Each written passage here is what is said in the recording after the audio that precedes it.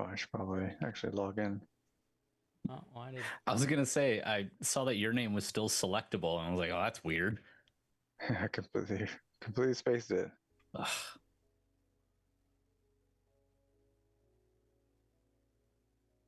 A hot reload on Foundry. Ooh, I gotta put on flag too. I have an interview tomorrow with like a nonpartisan think tank, and I probably shouldn't have an upside down flag on the front of that. So Yeah, you probably should fix that, yeah, You shouldn't or have a just what? go blur background. That's what I do. background.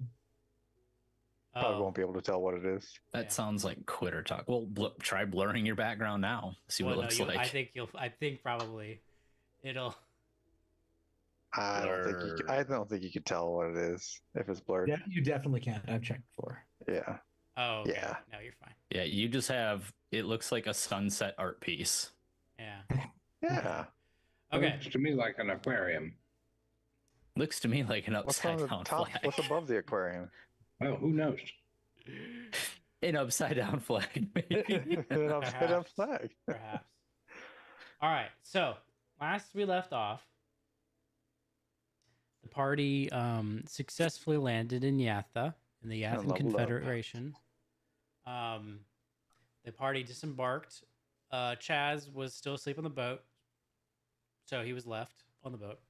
But the party went into the town to figure out what was what. They talked to a few of the townspeople, and they came to the conclusion that the best way to get to their eventual destination, which of course is the city called. Where are you guys going again? Timbuktu. I forget. The Doinker. The Doinker. The All right, Doinker. the best that's way to right. get to the Doinker, Oh which yeah.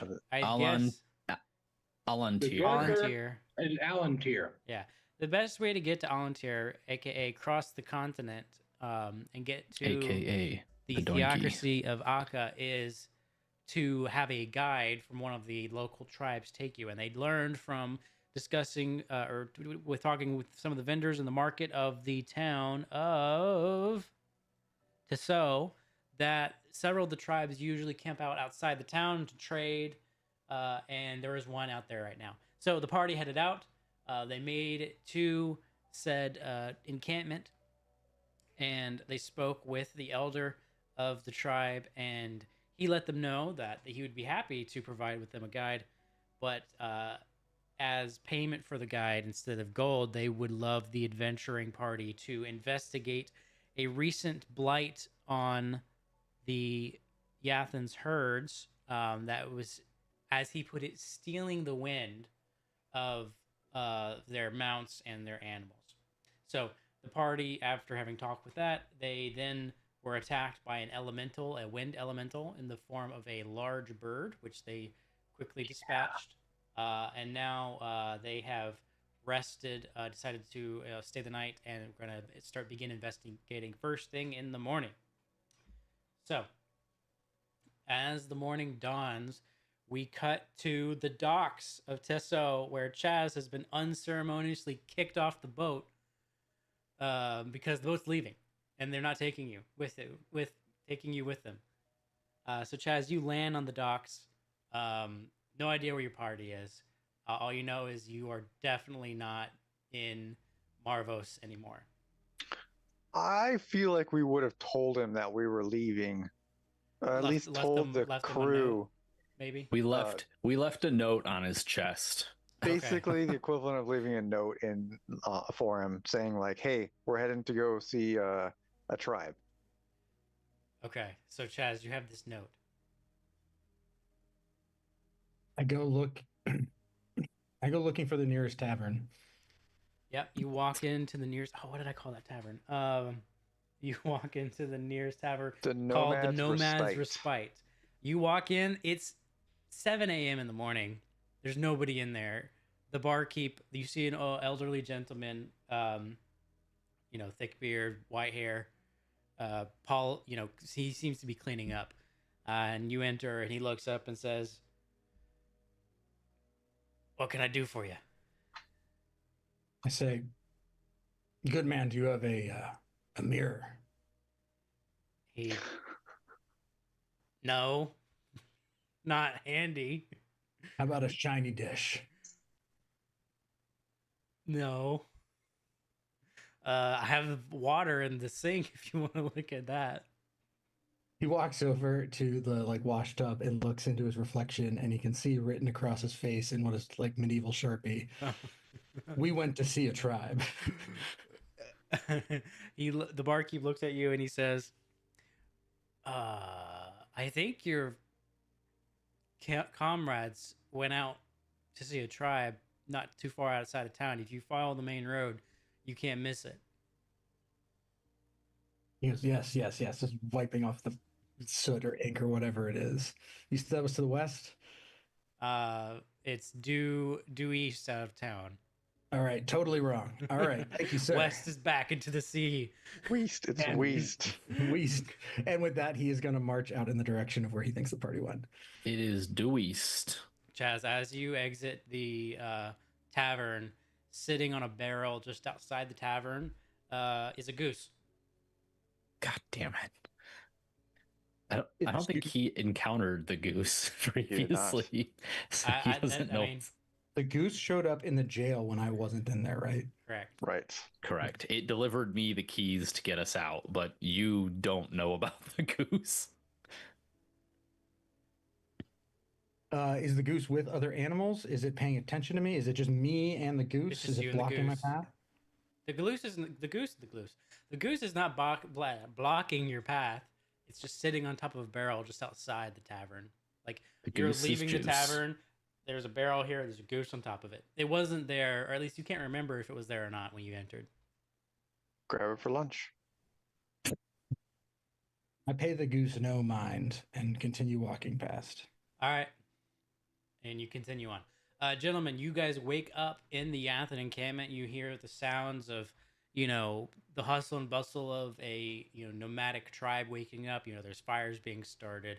There's things being dragged, all this and that. So you guys get up and, the agenda for today is to figure out exactly what the blight is so that you can put a stop to it so that you can get your guide and be on your way to the Doinker. Is that the term we're using? Yes. Doinker. The Doinker.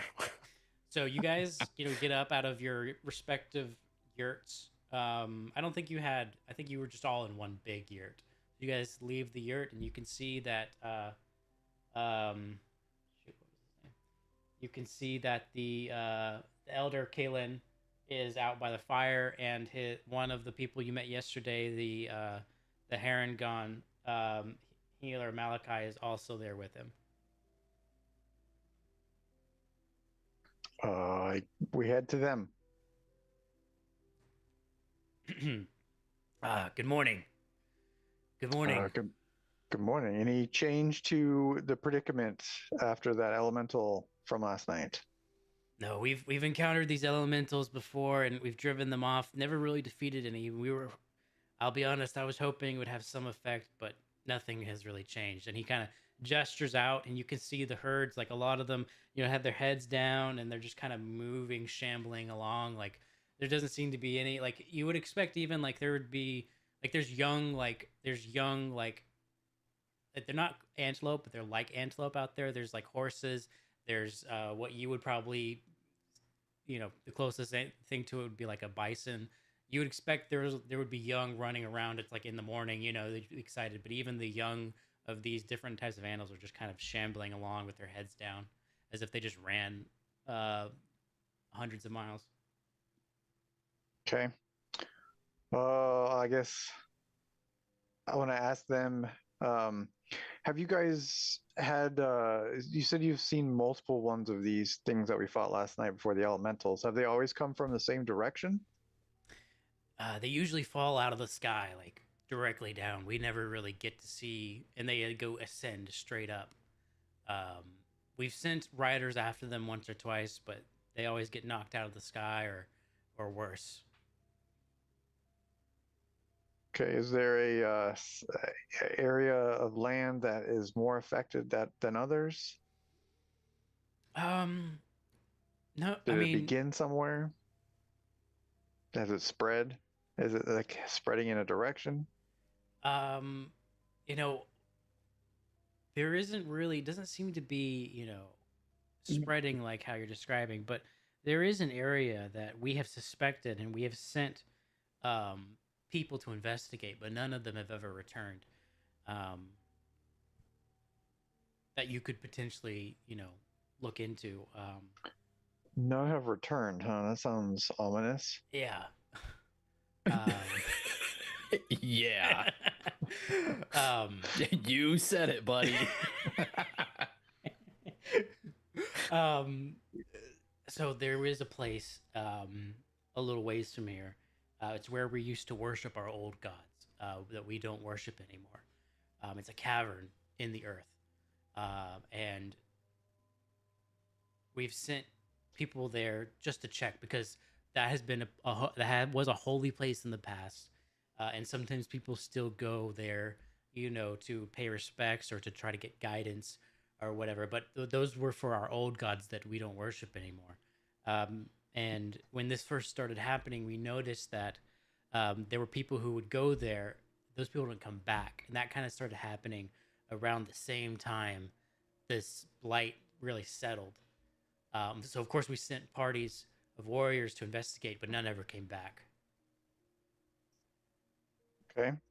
Can you tell us why you stopped worshiping your old gods? I mean, those old gods were a more violent type. This is ancient history. We've been worshiping our current gods for hundreds of years. And who are your old gods? I mean, we have essentially, done away with them. I don't have, all we know is they're the old gods. I don't have like a lot of information about what they were or what their names were or what they held dominion over. We don't keep a lot of written records. Oral is apparent. Okay. I mean, those stories were purposely forgotten. So we do That have seems an like oral tradition. It's just those Revisionist history is what I'm hearing.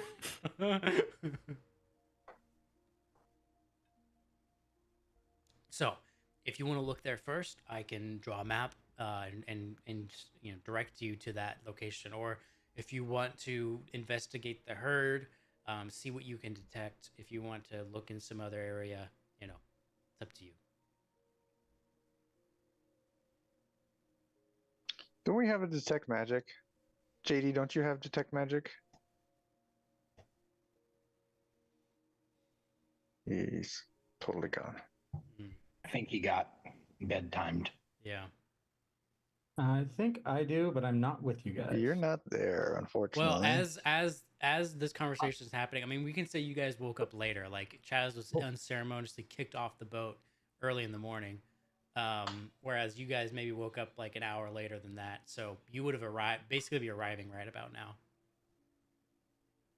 Well, I won't enter into the middle of the conversation. I'll also wait until JD gives his back. I do have one question. Could somebody ping on the map where we are just so I can orient myself? Right here. Yeah, basically right there. Actually, Wow, we've gone far. we're an hour outside of that town Yep. because it took us an hour to get here. Which one are we calling the Doink? The Doink's on the other Doinker. side. Scroll out, way on the other side over here. Other side of the continent. Okay, Jesus. That's where we're going. It's a little bit of a trip. Okay, now I got it. So Chaz, you arrive as this conversation is ending. Do you say anything? Everybody's facing away from you except for the locals. Have I I sense seen- I sense him. Have I seen? Wait, hold on, anything dude. Well, what's your passive perception? Probably not high enough. I don't even know what it is. It's not that good, honestly. I mean, he's not trying to like sneak up, right? No. I just want to see if he actually does sense them. How do we get this? Where is your passive on the sheet? It's just your wisdom usually. Unless you're proficient in it. Mhm. Well, then look at your normal perception. 15. is probably not good enough for a passive. Why did I pass out? You were just asleep. Oh, Yeah, you were very hard to wake up. We figured you could use the extra rest from your Arduous. possession Beauty spree. sleep. We figured it'd be better if you looked better than. I was probably hammered the night before. He's on. Well, see And what you're. with a 15, you can definitely smell me coming. You're encountering what I like to call possession benders. Yep. So Chaz, you walk up to the party. Okay. Anybody found that doink yet? We're working on it. Though we have some question. troubles. We need to find some evil spirits that are stealing the wind or something. Evil spirits. Y'all ever feel like a goose is watching you? No, that was a couple weeks ago, I think. The goose was a couple weeks ago. Haven't seen a goose since that one. Everyone make a perception check. Is it following him? Please say it's following him. Yeah. Does anybody think a goose is ever watching you? It's like 4 feet behind me, just staring. 15, 14.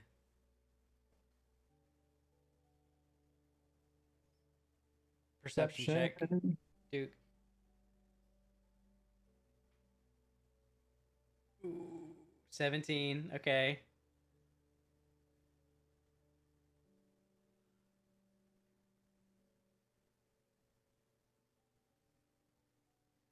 Need one from you, Justin. Perception. I'm working on it. Sorry. No, you're good. Kind of annoyed this sheet doesn't actually tell us like our passive perception, just as like a block. Yeah, I thought it would have. It is a little weird, but you can change kind of like the an important sheet thing. template. I think there's a couple. There's at least 2. Maybe there's 3. Rip. Okay. On a 17, Chaz, you hear the faintest ethereal.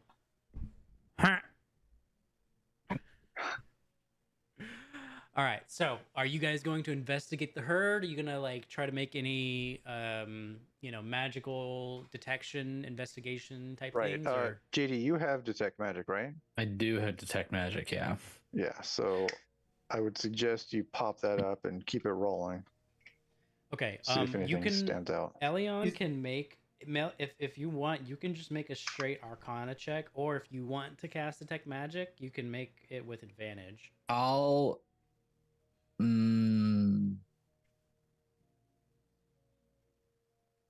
What is our plan today? Otherwise, just Our plan traveling. is to find out what this thing is, which they told us to go to that cave. But I want to see if there's any magic junk going on here first before we head there. Do I just cast detect magic and use one of my spell slots? Nah, just ritual cast it. All right. I'm gonna just chill, ritual cast You've only got what, 2, right? Yeah. Well, G was like, "Oh, do you want to pop detect magic?" And I was like, "Why do I need to be hasty about it?" Yeah, no. No, I'll you wait can 10 ritual minutes. cast it. Are Yeah. you guys, Okay. are I'm you a guys ritual cast. short on resources? No, we just rested. No, but Oh, okay. because of my character, I only have 2 spell slots Okay. as a Right. warlock. 25. All right, 25. Elion, on a 20. 25, you cast detect magic, and like usually detect magic, what it does is it tells you about the presence of magical items in your immediate vicinity. But what you're trying to do is you're just trying to gain a larger understanding of the currents of magic in your immediate area, not just magical items. So not only you're casting the spell, but you're also reaching into your magical ability and just trying to understand what's happening in your vicinity. And what on a 25, what you detect is there seems to be some sort of almost like a layer of magic on the ground itself, and it seems to be absorbing kinetic energy. Like every footfall is resulting in something being taken from that. So magic sand. not magic sand. It's not like the ground has changed consistency. It's almost as if there's a thin layer of magic that when something comes into contact with it, it almost like deadens it. It's like it's literally stealing momentum. It's stealing inertia. So it's actually harder to walk and move around, even though there's no reason why it should be. Okay. Do we feel that even without seeing the magical interference through the spell, can we who are not detecting magic feel like it's harder to walk here than it should be?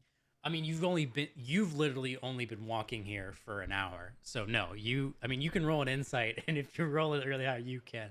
But everybody else, I would say, if Elian explained this to you, you would realize it. But before now, unless you had a really high insight check, probably not. But Elian, on 25, because that's a really high roll, you can see a subtle pattern in it, almost like it's radiating, and it's all radiating from a specific direction. What direction might that be? That's northwest of your current position. Okay, and we Same direction as the cave? I mean, okay, so... I mean, I would explain what I'm seeing to everybody. Yeah, so you explain, and as you're explaining, Kaylin is drawing a map, and you can see on the map that the cavern he's talking about is northwest of the encampment. So it seems like this ground effect business is coming from that away. When I'm on Donut, do I feel any different? Donut's a magical steed, correct? Yes. Do you feel different on Donut? Is this Connor's introduction to Donut? I don't think I was going to say things have changed the last time. He was not here when Donut came about 2 weeks ago. Wait, no. Yeah. Oh man, can I remember the bit? It was Chaz Donut, right? Something like that. Oh yeah, I can't remember what that was. So you didn't notice anything yesterday, but today it does seem like Donut, known to some as Chaz Donut, seems to not be quite as fast as he was yesterday. So like if yesterday he had, what's his movement normally? 30 feet? Her movement? Apologies. I haven't read Dungeon Crawler, Carl, so how would I know Princess that? Donut. That is Princess Donut. It's not a joke. Movement 60. So if Donut is a horse, a donkey, a horse, of course. So if Donut's speed was 60 yesterday, today it's 58. Okay, but like when I'm on Donut's back, do I feel like drained or do I feel less drained? No, you feel fine. Okay. Sluggish Donut. Yeah. So, what do you guys want to do? Do you guys want to go check out that cavern? Yeah. I mean, yeah. All right. So we'll relay all this information to them and let them know like what we've detected is pointing directly towards that cavern. So you're feeling sluggish? Well, I feel fine. Kaylin says, okay. Yeah. I mean, we suspected as much. Hopefully you will have more success than our warriors did. Yeah. I hope so. In the hopeful event that you return successful and triumphant, we will have a guide ready to take you all the way to the border of Akka. Okay. Can you tell us anything about these caves? So are they extensive? Do we need a map?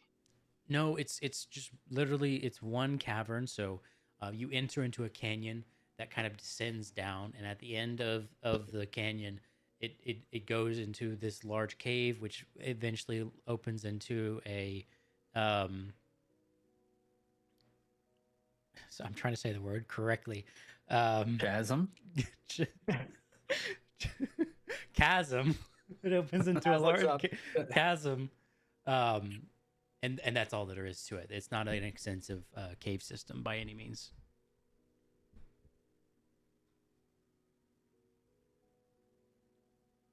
Anything else you guys want to know? Or How many people have you sent?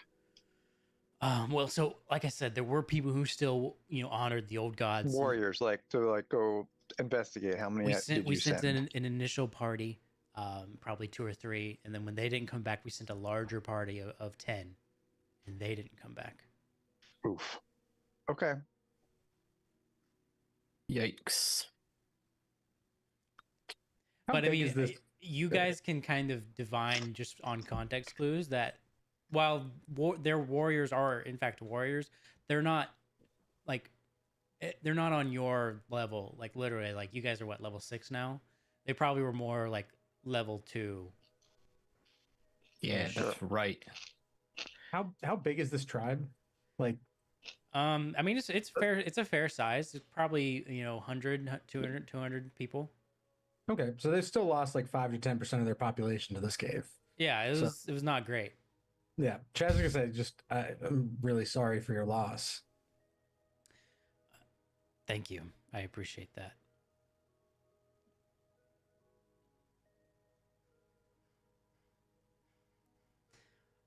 Okay, so you guys head out.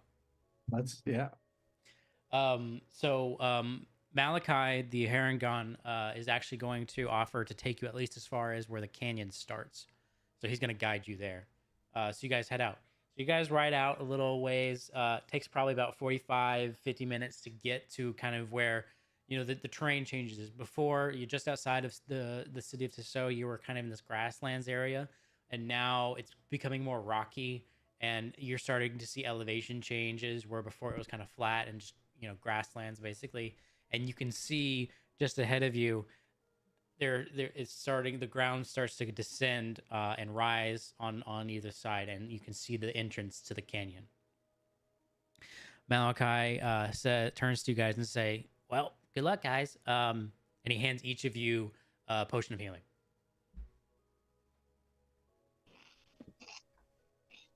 Well, thank you. Nice. On potion. That makes me a little more nervous than I was before, but thank you. Yeah, always good when someone just gives you a freebie right before you walk into a dungeon. Let's be clear, right? You guys are the first, you can kind of surmise you guys are like the first actual adventuring party to come this way in a while. And, like Connor observed, they've lost people to this, and not a small number of people. So you guys are doing them, not only a big favor, but in some ways you're potentially avenging their, lost family members and friends. So they want you to succeed. Okay, so you guys enter the canyon? I mean, we're probably going to be scouting it out before we actually enter. Yeah, can we do a lap around the upper edge of the canyon and kind of look down? Can we walk the length without going down in it and just kind of see what it looks like is happening down below? You can try. What does that mean? So what do you do? Just tell me what you do, and then we'll see. What kind of cavern are we talking? Is this it's a literally Grand Canyon type you're thing? at a certain elevation now. What happens is the ground starts to rise into, it's 5, then 10, then 15, 20, 30, 40 foot walls essentially. So the canyon is not heading down into the ground. It is heading down, but it's not sharp. It's gradual, but the ground rises at almost it's kind of the same. You can kind of tell maybe there used to be a river that outlet here, and actually the grasslands used to maybe be a larger basin that emptied into the sea. That the sea has retreated further and the river dried up, so it's all ground now. But this probably was an ancient riverway. Okay. So then I take back what I said. You could try to climb it, but it would probably take you half the day, if not longer, to climb up. Yeah, I thought we were already at the top and we're considering going. I mean, yeah, you are. Same. I thought it was. You are kind down of, but cavern. it goes like this basically. Gotcha. Yeah. Okay.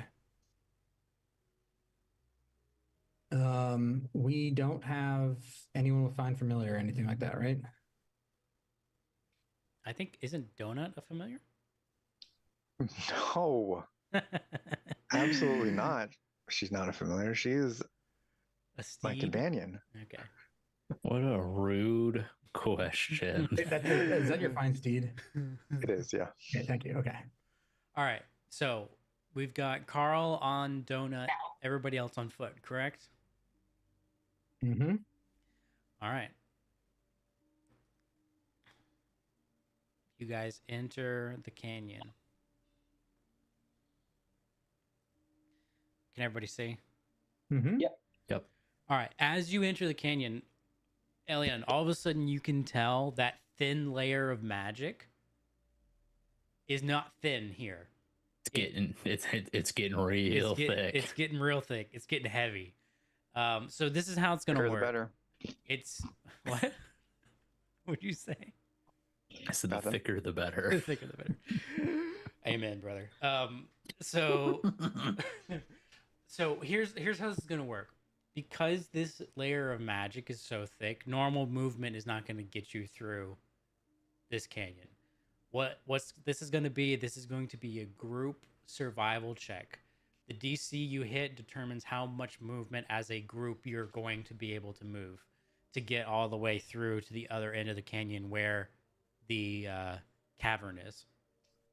So no solo water running this time. There will be no full speed water running in this particular case.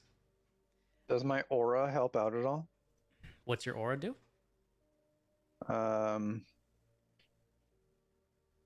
It's been aura farming. It's a aura of protection. You radiate a protective, unseeable aura in a 10-foot radius around you that originates from you. Basically, it just gives you, it's in like game terms, it gives you a plus to your saves. Everyone in that aura gets plus to their saves. Okay, Does this isn't protection a save. Protect against this? No, this is not a save. It's a check. Okay. So with the way that the group's checks work, is it possible to fail the check as an individual? I'm wondering if Bardic Inspiration would help let people add to their totals, but technically you have to fail a D20 roll before you can add it. I mean, it's possible to. Well, okay. So so what's going to happen is you're all going to roll, and it's going to be a group check. So whatever the average of the group check will be, what the DC is you're meeting. So on a 5 or more, so meaning you rolled on average 5, you'll be able to move forward 20 feet. On a 10 or more, 35. On a 15 or more, 50. On a 20 or more, 70.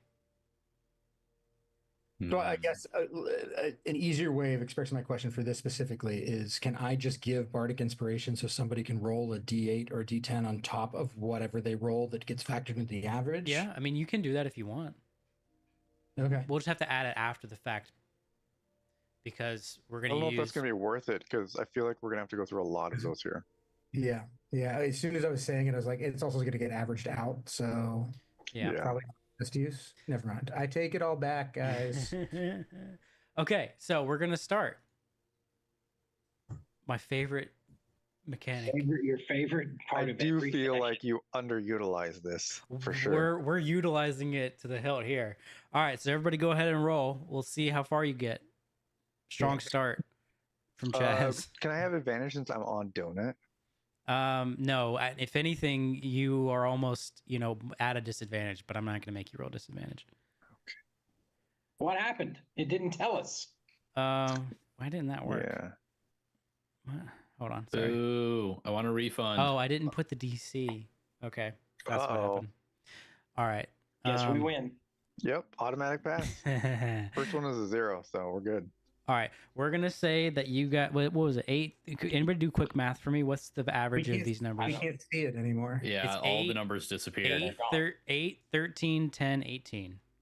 8, 13. That to me sounds 21. Like an average of. What are the next two numbers? 20.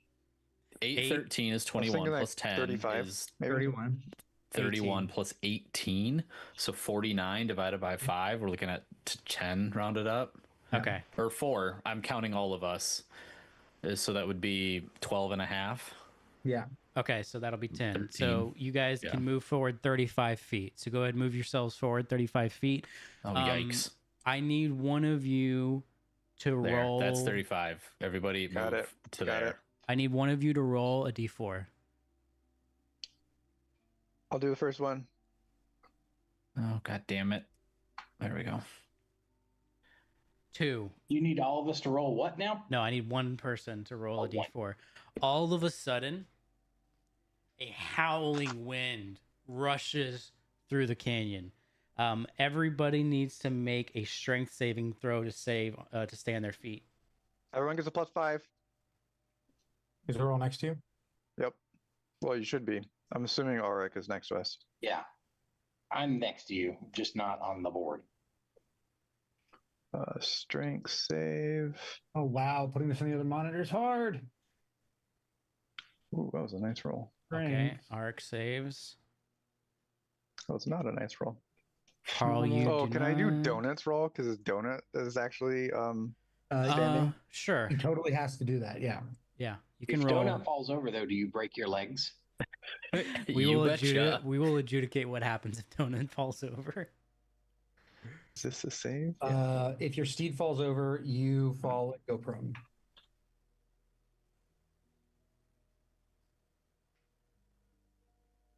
Look at these rolls Dude. set for Dude. you.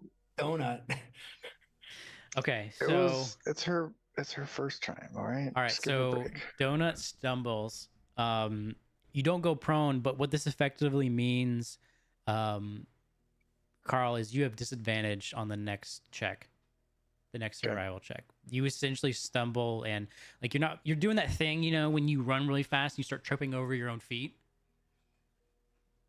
and you're trying Got to it. catch yourself before you face plant epically. Okay, all right, next one. Let me set this. I'm just gonna set the DC to the very base DC, and we'll see. Oh wait, here we go. Use average. We're just gonna say there. Maybe this will tell me. All right, here we go. All right, let's see. So you're rolling with disadvantage, Carl.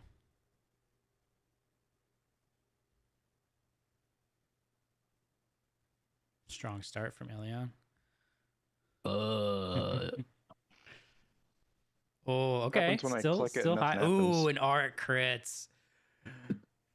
I'm clicking disadvantage, but nothing's rolling. No, I think you have to click this. disadvantage, then you click the Toggle it roll. on. Yeah, you're just toggle. Oh. Yeah, it's not like a Got go it. button. Well, I only rolled one. That's That can't be right. It didn't work. yeah, that didn't work. Hey, I'll take it. what do you mean you'll take it? Hey, user error. Okay. I mean, this is I Not clicked the the case. disadvantage. It's, Nothing no, it's happened. not the case. He can't say like I'll take it. It's dev error. I can roll another one. What are those checks? Survival, you said? yeah, survival. Just roll another survival. We'll just take the lower one. Probably this one because It's like that a one was skill really issue on good. the canyons part. Yeah.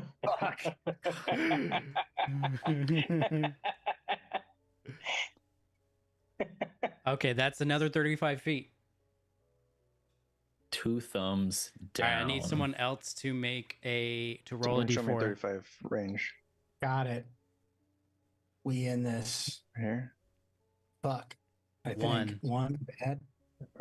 Go. Okay, as you guys are rounding this Y'all corner, can move one more forward. That's 35 for me, and you're in front of me. as you guys are rounding this corner, a part of the canyon breaks off and rocks fall down. Everybody make a dexterity saving throw. +5. You better believe it. Who's rolling this dexterity save for me? You are. Okay.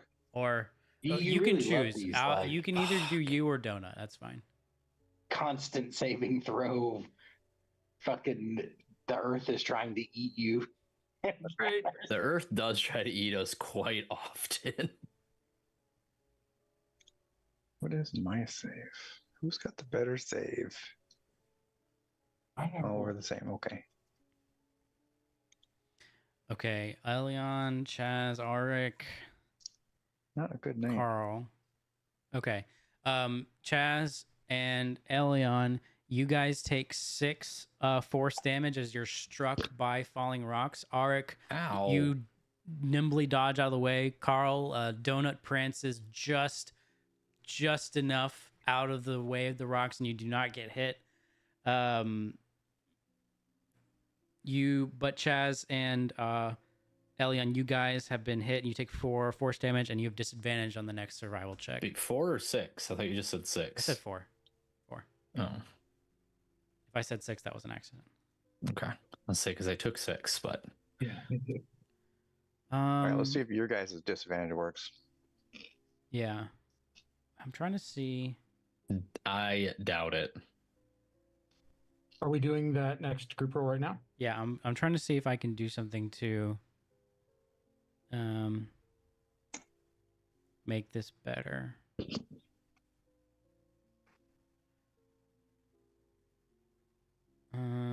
Okay, we'll just try this and see what happens.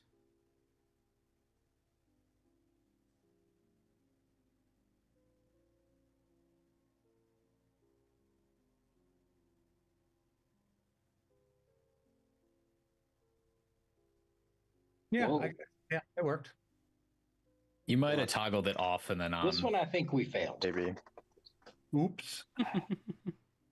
Well, Let me just see how much where you guys actually got to.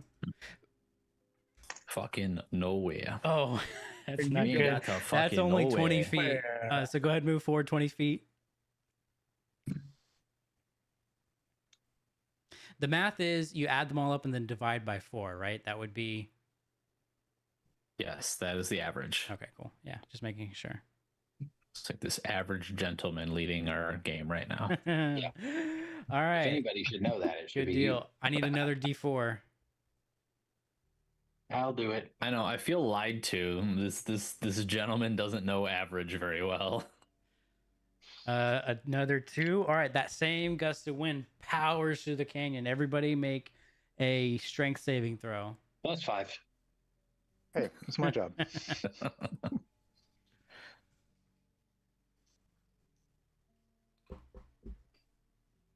Ooh, look at those rolls. Crushed that. 15, Wow. 18, 24. We had a couple. We had multiple 20s, or almost multiple 20s there. Everybody passes here. Good deal. All right. We'll do another roll here to move forward. You want another D4? No. gotta We're go doing first. another survival check. Oh, right. Deed of Dionysus. Donut.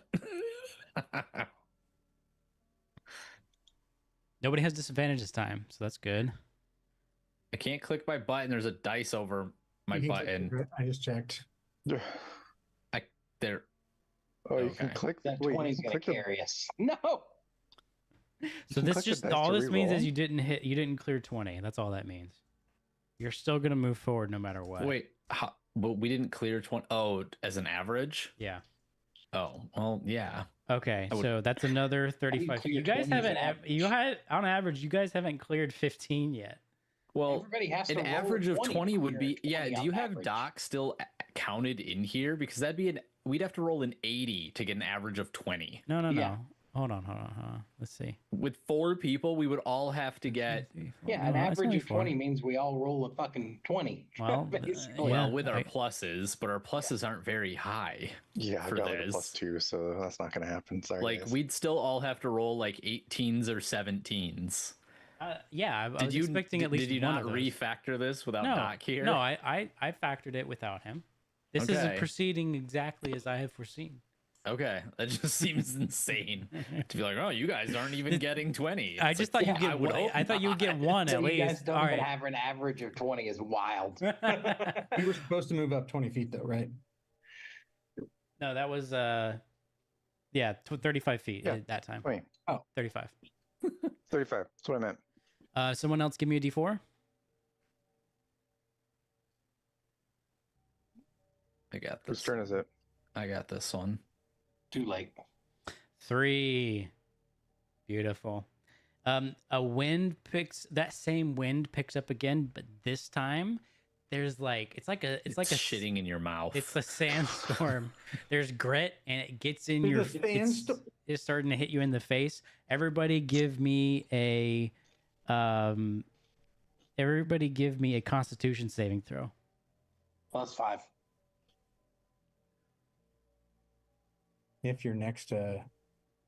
Everyone should be next to me, yeah. Yeah. 30. Then I move to the right spot. I mean, it's 10 feet, so you got Yeah. plenty of range. Constitution, you said? Yes, Constitution. Ooh, good roll finally. With a- 30?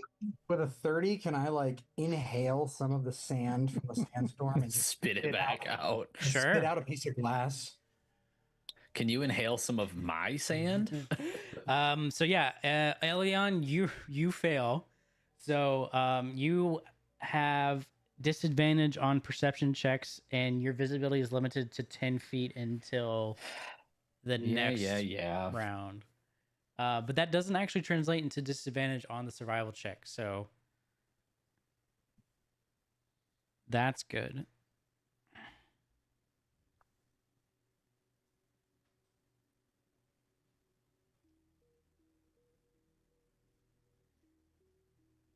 So I'm not disadvantaged, is what you're saying? You're not disadvantaged in this. Oh, we might get it. We might No. get 20. No, we still No. didn't get 20. Not even close. Dang. This is like impossible. Nothing's impossible. We were close. Like irritatingly impossible. We had a what? Get it like a 17, 18 there? Okay, so you guys move 50 feet forward this time. You beat the 15 DC.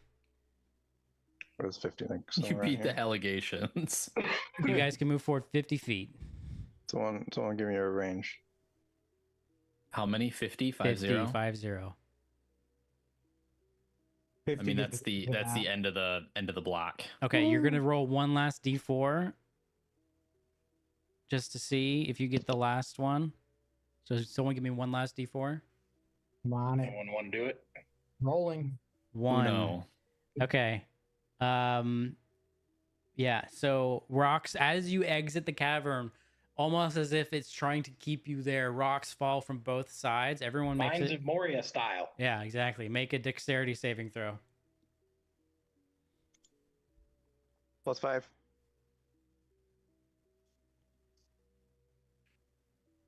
Come on. Ooh, nice. 2 20s. Okay. All right, really dirty. Chaz, you're bringing up the rear. You take 10 force damage as you get bludgeoned in the lower back by a rock. I feel like with my score, I just lifted my hands up and caught a boulder in midair. Yeah, you palm a boulder as if you were LeBron James playing basketball. Yeah, and I won't make you guys do another check. You made it to the canyon somehow without triggering the fourth roll of the D4 dice, which I was hoping would happen, but it didn't happen. Thank God. So, I missed how much damage I'm taking from this. 10. Oh, All right, you guys That make sounds it. terrifying. You guys make it through the canyon. As you exit this canyon, again, the ground is, that magical layer on the ground. It continues to intensify, but the wind, the howling wind, and the falling rocks, that kind of fades away, and instead, what you're left with is this opening in the ground. Like the canyon kind of descends into the ground, and you see a dark opening, and it just feels, the air feels heavy. Like it feels like, every sound has a dead quality to it. Like if like the clinking of Carl's armor against Donut, or the rustling of clothes, like it doesn't go very far. It just kind of ends. Like a dampening effect. Yeah, basically. Everyone stay close. I feel like this is it. Yep. Anything you guys want to do before you enter the cavern?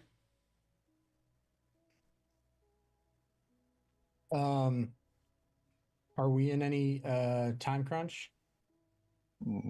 Define time crunch. I mean, it's not even. It's still 10, so I'd like I to think get in we're here good. today.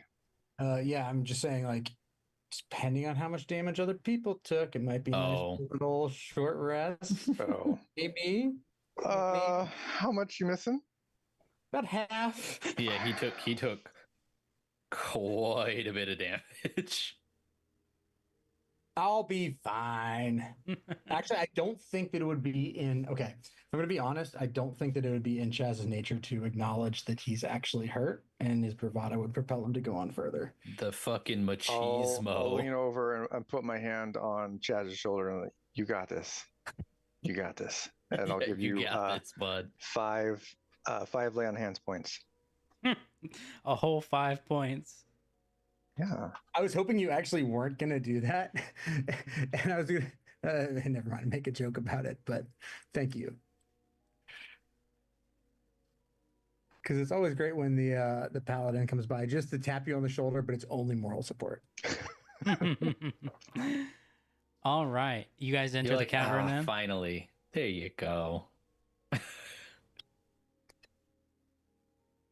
All right. I'm ready to go. Okay. Everybody's good, right? Mm-hmm. Should be. All right. As you enter the cavern, Elion, make an insight check. Ooh. Insightfulness is not a strong suit of mine. Give me that 0. Almost the 20. That was so close to 20. Almost the 20. Right. I thought about it. Elion, literally as your foot crosses the threshold, you feel something stir inside of you, and you just hear, just very faintly,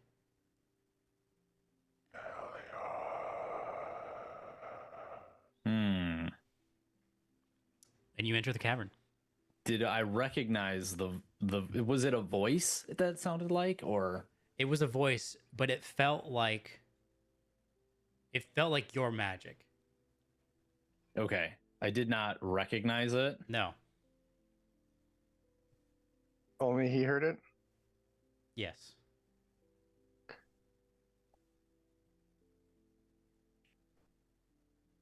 And I guess actually, but to answer your question more accurately, have you ever spoken to your patron? Yes. Okay. Then yes, the voice is familiar to you. Okay. Cheese? Okay. No, cheese is not my patron, believe it or not. Can cheese be your patron? Can we make that a patron? I guess I would.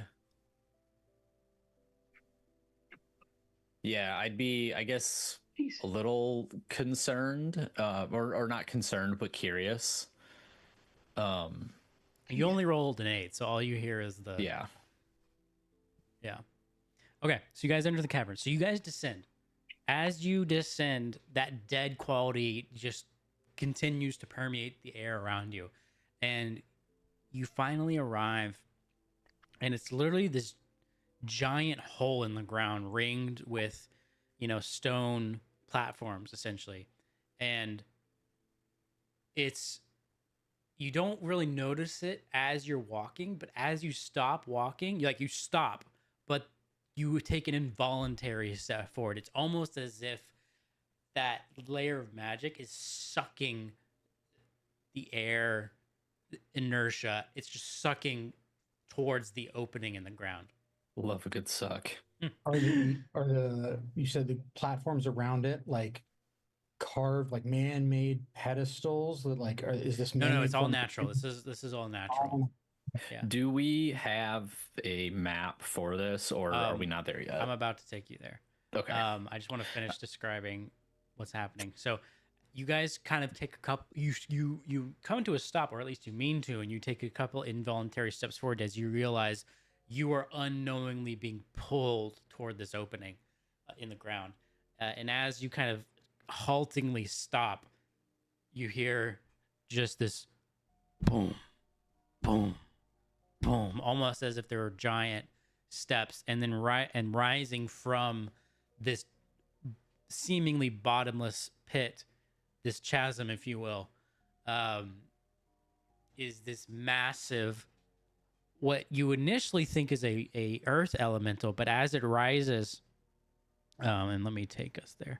As it rises, you can see that it is it does seem like it's an earth elemental, but it seems as if it's split. Like there are jagged holes and divisions in the rocks that make up its body, and you can see swirling vortexes, almost like miniature dust devils or miniature tornadoes, kind of holding the rock together.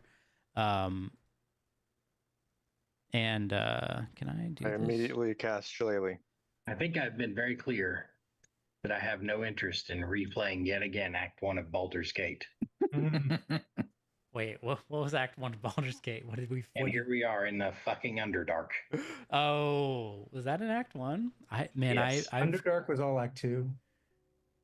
Okay. Yeah, I thought Act 1 was the that matron and the druid's grove. I never made it to Act 2, so... Okay. Hey, this is a sick picture.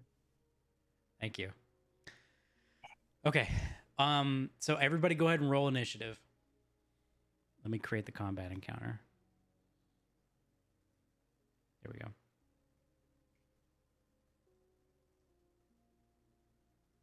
we go.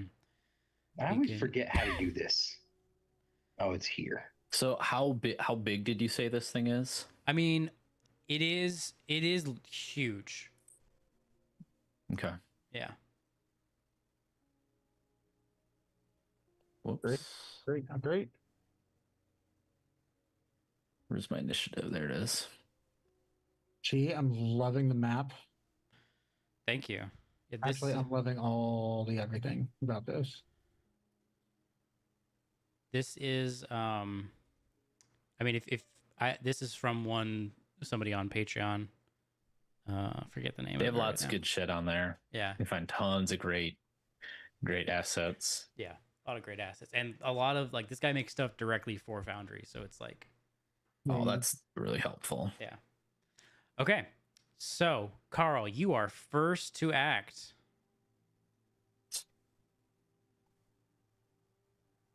Does it look hostile?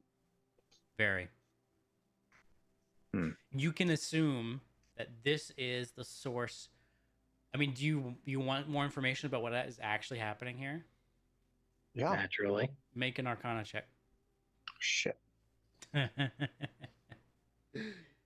mean, I'd be curious if I hear my patron and see this. I definitely would have been trying to like figure out what's going on. 13. 13. 18. 18. Okay, Elian, I'll honor that 18, but on your turn. Yep, that's fine. 13. Oh, I thought I didn't realize this was in combat. Yeah, Sorry, yes, my we're bad. in initiative now. Yeah. But no, we'll keep that roll. That's fine. So with a 13, you can tell that this is unnatural. This is not the normal order of things, and this elemental has been corrupted in some way. But that's all you get on a 13. She has been taken. And is it standing in like a pool of? It's hovering essentially. Like this is kind of some what would you know this? You can do either a history or insight check. Can I also do a history or insight check about the nature of, like, we're aware that it's an elemental, right? Yeah, you can tell that it's an elemental of some kind. Can I do well, I'd like to know what I know about these elementals. Well, we can do that on your turn. So, Carl, on an 11, you can tell that this seems to be some sort of unholy aberration of an earth and air elemental. Great. Is it standing like in like a hole? So it's bottomless. There's no floor. It's hovering in midair essentially. Yeah, that's a problem. And I'm guessing it's more than 10 feet away from any So I couldn't make the token bigger, but this thing is so big, like from here and here and even here, you can hit it. Oh, okay. Let me see. I don't think I can make the token any bigger, unfortunately. If That's you really right click on the token in token settings, No, I have it at its biggest size, and this is the biggest it gets. There should be a setting that lets you like scale it outside of that. So it'll keep it at 4x4, 3x3, but it'll let it spill over.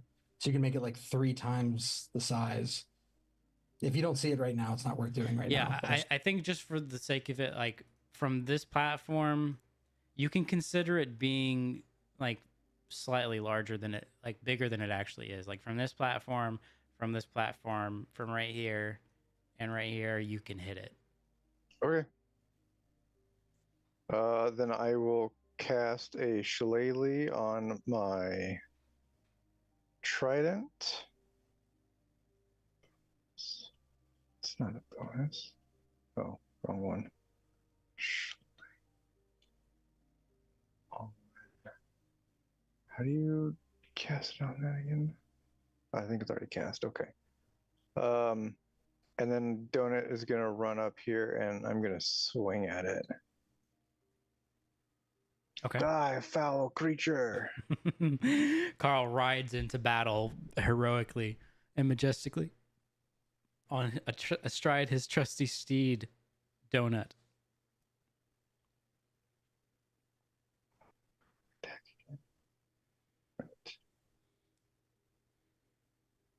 Ugh. 14 is gonna miss. Oh, that should hit. 27 will hit.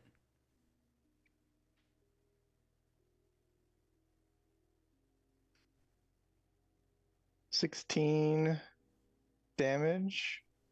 What kind of and it damage? needs to make a. Uh-huh. Where did it go? Constitution save or falls prone. Okay. What kind of damage is this? Force damage? Force? Okay. I think it's force. Okay, cool. I can double check that. Con save, you said? Con save, yeah.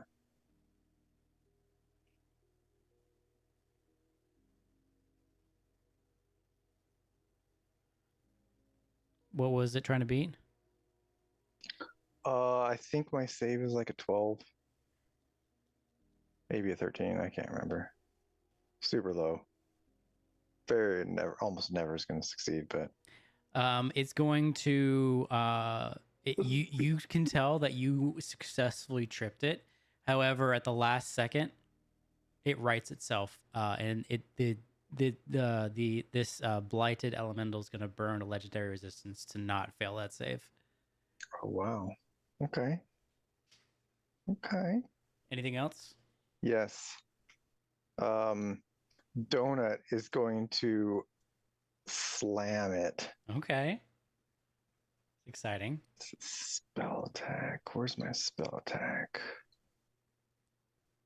I don't know how to do a spell attack.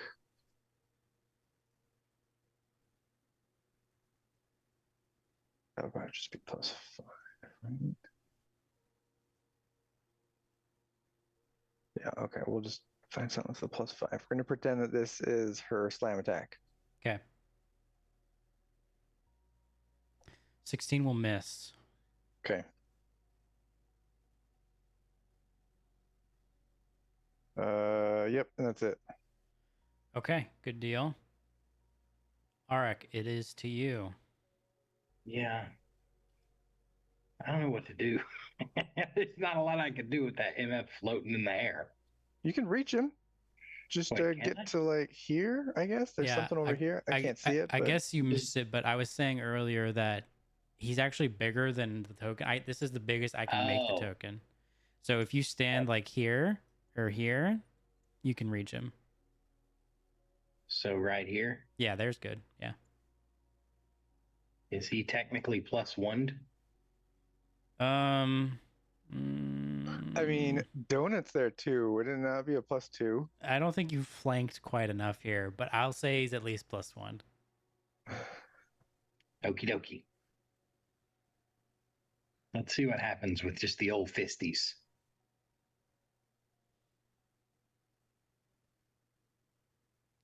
Oh, wait, I have to use. There we go. Yeah, your special one.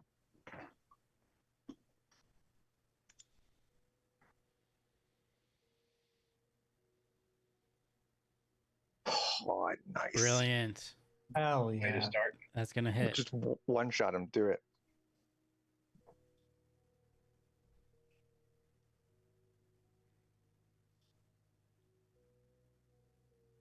Okay. 17. Very good.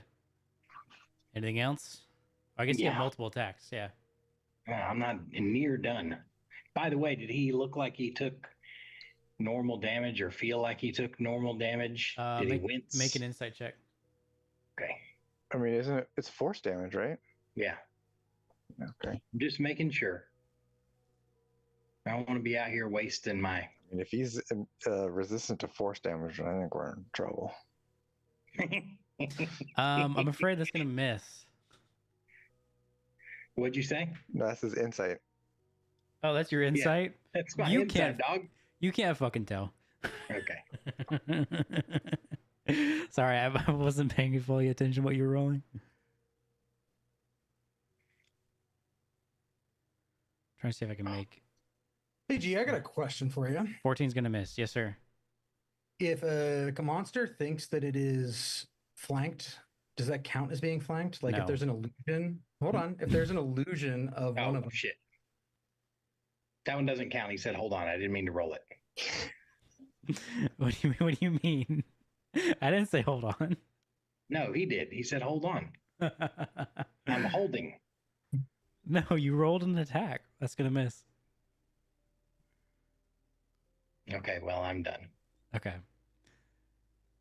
Are you trying to? Oh, that didn't save. Are you trying to make the case? Okay, is it your turn? it's not yet, but I'm about to. Okay. Uh, On your turn, I will let you make this case that you're trying to make. Okay. All right, hold on. I'm going to try to make this token reflect its actual size. 1 second. There we go. There we go. Oh, Is that the scale thing? Does that work? Yeah, that worked. Thank you. Okay. Perfect. It is the Blighted Elemental's turn. It's going to turn to Auric, and it's going to attack. It's going to raise up one large arm and slam down. I assume an 11 will miss. Yes. Okay, and then it's going to attack once more.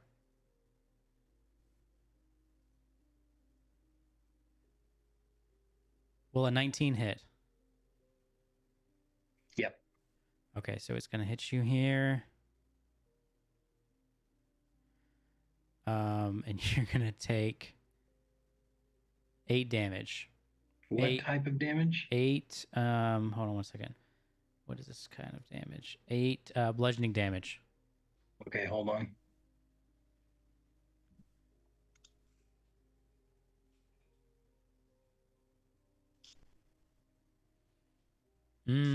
Nice. I shall take none bludgeoning You damage, shall take nice. and I shall redirect. none. Okay. Wait, let me see.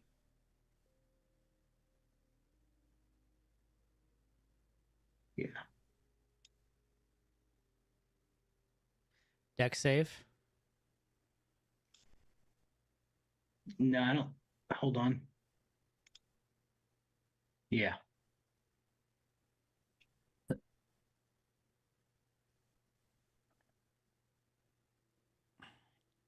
It fails. Damage. And I redirect, I think, the same type of damage, right? Yeah, I think so. Yeah, I think that happened automatically. Okay, good deal. All right. And then as a bonus action, it just kind of roars really loud, like. And as it, sorry, I meant to switch it. As it does that, if you feel that magical layer intensify. So Carl, it intensifies around you. You need to make a strength saving throw. Me or Donut? We'll say donut.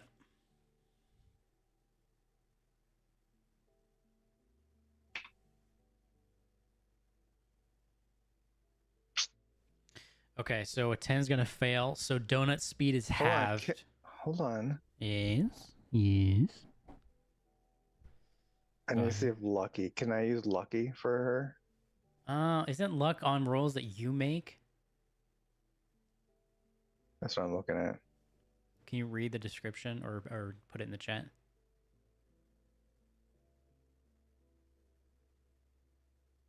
Yeah, it is yourself. Yeah, so I don't think so.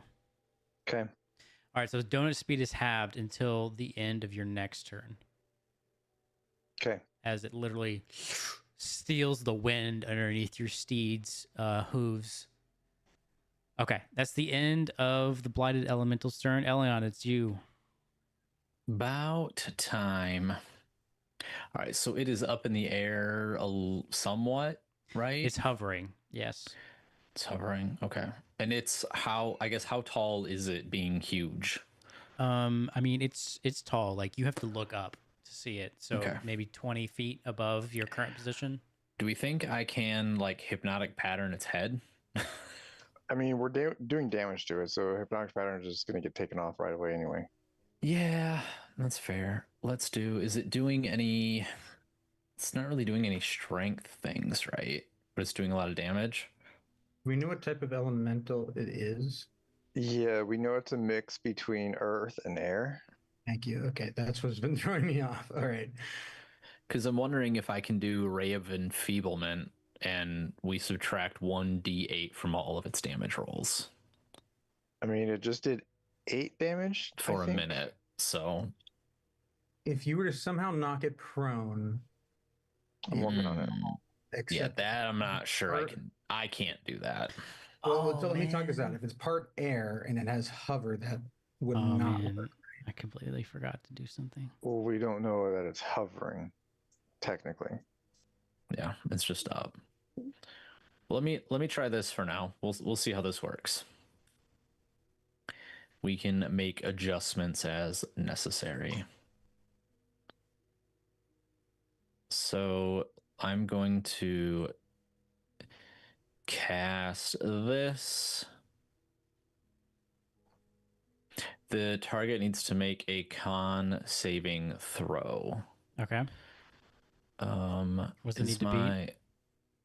Hold on, I'm making sure it's correct. It should be 16. Yeah. But I got to make sure my it says 16 Rod of the Pact Keeper is working properly. Okay, it should be. Yep. Because it wasn't working before. It's going to fail that. Okay. So the target is going to have a disadvantage on the next attack roll it makes until the start of my next turn. And then, or no, sorry, that's a successful save. Failed save, they have disadvantage on strength-based tests for the duration, and it also has to subtract 1d8 from every damage roll. Okay. It gets to repeat the save at the end of each of its turns. Okay. Anything else? I might move up a smidge, but I don't want to get too into shit. So. Okay. Anything else? Nope, that's it. Okay, at the end of your turn, it's going to burn some legendary actions, and it's going to fling some rocks at you, Elion. Okay. I'm behind like 3/4 cover, though, from where I moved. Or half cover, whatever you want to divine that. Well, so what it's doing actually makes a ranged attack one target can see within 60 feet, flinging a sharp stone. Can I roll this too? What is it? Okay. So you have how much cover? I mean, that's up to you. I would say it's at least half cover, though. Okay. So what does that give you AC wise? +2. Okay. Because I'm like partially behind this pillar. The pillars are hard to see because they're just fucking darkness holes. But I moved at least halfway behind it, so.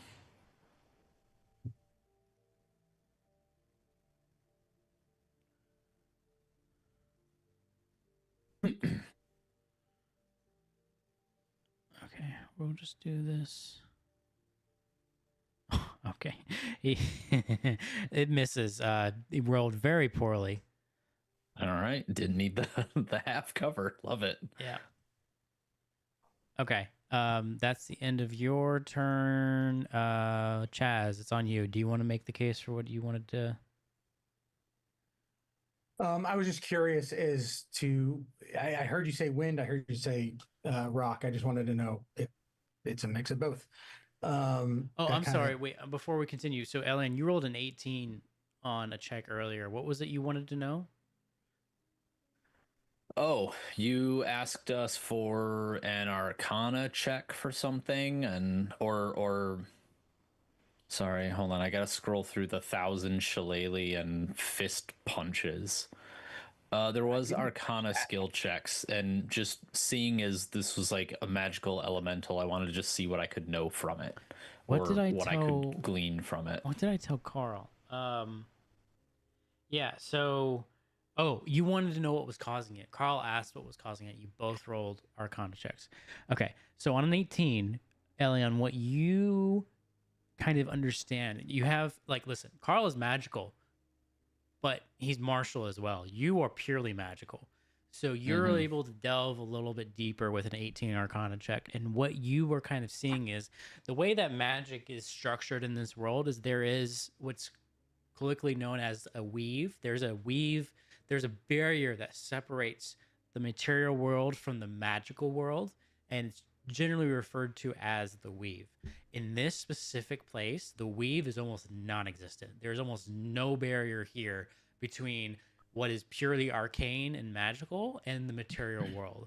And what's happened here is this elemental was probably there was probably two separate elementals that got caught up in this lack of barrier between the magical and the material and were fused together and to create this aberration of not only magic but environment. So it's kind of a case where the magical and the material are twisting together in a way that is creating this adverse effect on the environment. This just makes me think of the breach in Pacific Rim, where the kaiju are coming out. Okay, so sorry, I right, wanted to cool. resolve that. So Chaz, go ahead. Thanks. Okay, so I did not roll Arcana for that. I don't know that, but I do see what looks like a bunch of rock on this dude. So Chaz is going to run with his staff over his head, Tusken just Raider give a little style. war cry, and he is going to move all the way up as if he's about to just go whack on this dude. And at the last moment, he's going to snap with his fingers and just kind of vanish, casting bonus action spell, Misty Step. Okay. And why does that differ? Oh, because I didn't move up? How is this different? I measured it like 15 times. I should be able to get right to the other side. What's the distance on Misty Step? Should be 30 feet. And yeah, you can get to just right the very edge of that other. Yeah, that's what I thought. You can get to right here. So he's just gonna like phase through him so that he's behind him. Okay. And then with my action, I am going to try to cast which was it? Sorcerer's Burst on the big boy here. Okay. I'm gonna use thunder damage because Okay. I'm pretty sure this guy is mostly rock.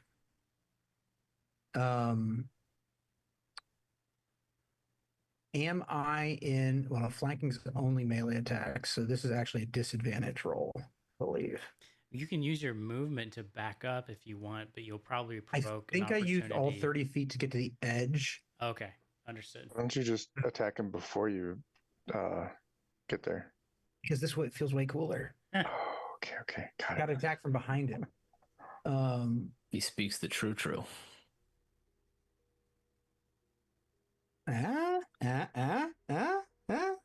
21 to hit. Is that with disadvantage? That was, I rolled a 13 and a 14. Okay, Nice. yeah, that hits. Nice. And it's not giving me an opportunity. There it is. Sorry, it's damage. No situational bonus. Roll. I just counted as acid, but this is supposed to be thunder damage. Oh, and I got the 8, boy. Nice. So wait, this is just 20 straight up? This is a 20 thunder damage, yes. The 8 re-rolled, the 8 exploded and rolled an additional 6. Nice. Okay, so Chaz, go ahead and make an insight check. Insight.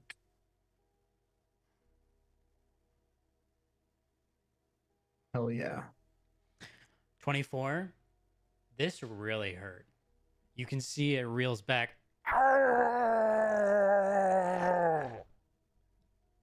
Just gets absolutely okay. Yeah. All right.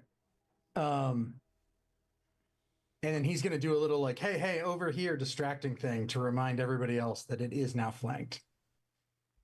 Okay. Anything That's else my in your turn? Nope. Okay, we go back to the top of the order.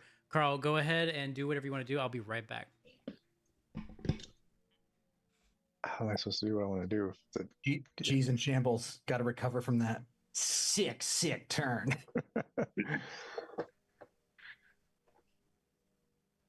Was indeed pretty sick. So that was probably double damage. So you probably actually did like 40. I'm pretty sure that was 40. Yeah. Nice. I'm gonna yell out to everybody like, "Hey, I think it's a rock. Hey, that was pretty good, right? Hit You it guys with see like that? things with rocks." Rocks? Carl looks at both of his hands, one with the trident and one with a shield. I don't have any rocks. My fists are rocks. Rock solid. Yeah.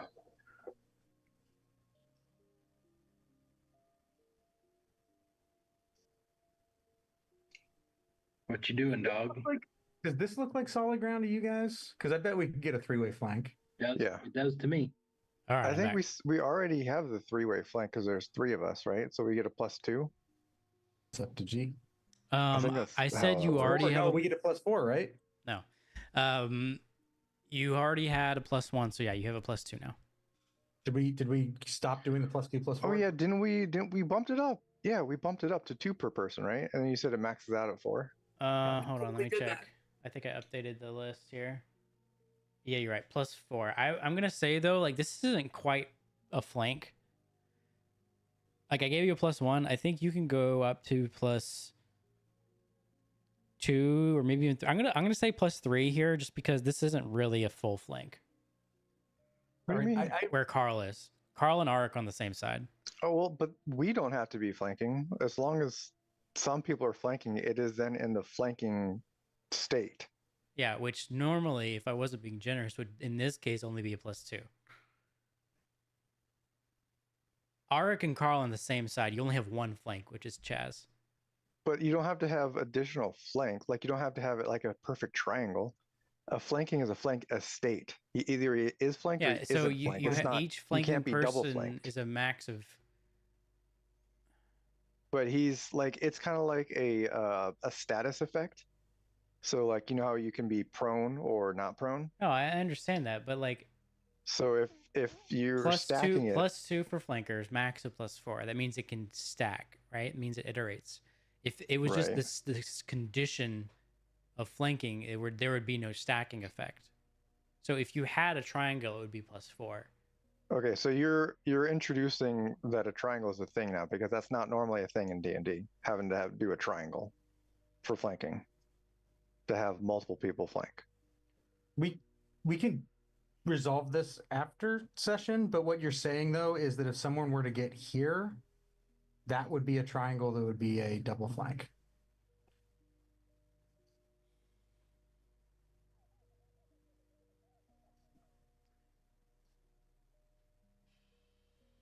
I'm trying to remember what we talked about before. All right, so in this case, we'll go ahead with what you guys understood, and then we can talk about it after. So it'll be a +4 in this case. Okay. But you said that does not stack with an advantage, right? Correct. So you can either have advantage or you can have the +4. Got it. Okay. I think advantage would probably be better. Yeah. All right, so I'm going to cast a Hunter's Mark on it, Okay. and then I'm going to attack it while activating my Vow of Enmity. Okay. So it is. I now have advantage on the attack. We're going to attack it with advantage.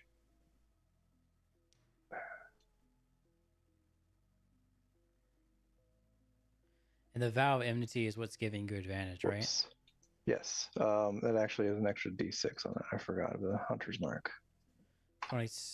17 you rolled? Wait. 22. 22, okay. Yep, that'll hit. Takes that damage. That's gonna miss. Okay, and then Donut's attack. Hopefully this should work. With +4.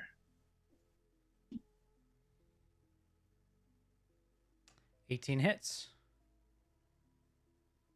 Where's the... Oh, there it is, damage.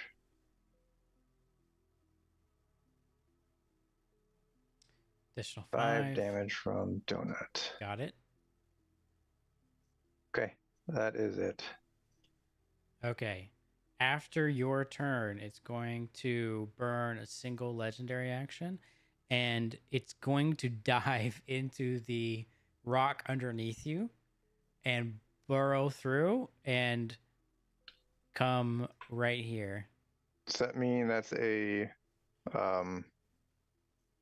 attack of opportunity since it's burrowing? No, because it's used a legendary action to do this move. It does not provoke opportunity attacks. Gotcha. All right, that's the end of your turn. Next up, Arik, it's your turn. What is this circle? I think that Chaz created that here. Yeah, let me take care of that while we wait on Arik here. Got it. Oops, thanks.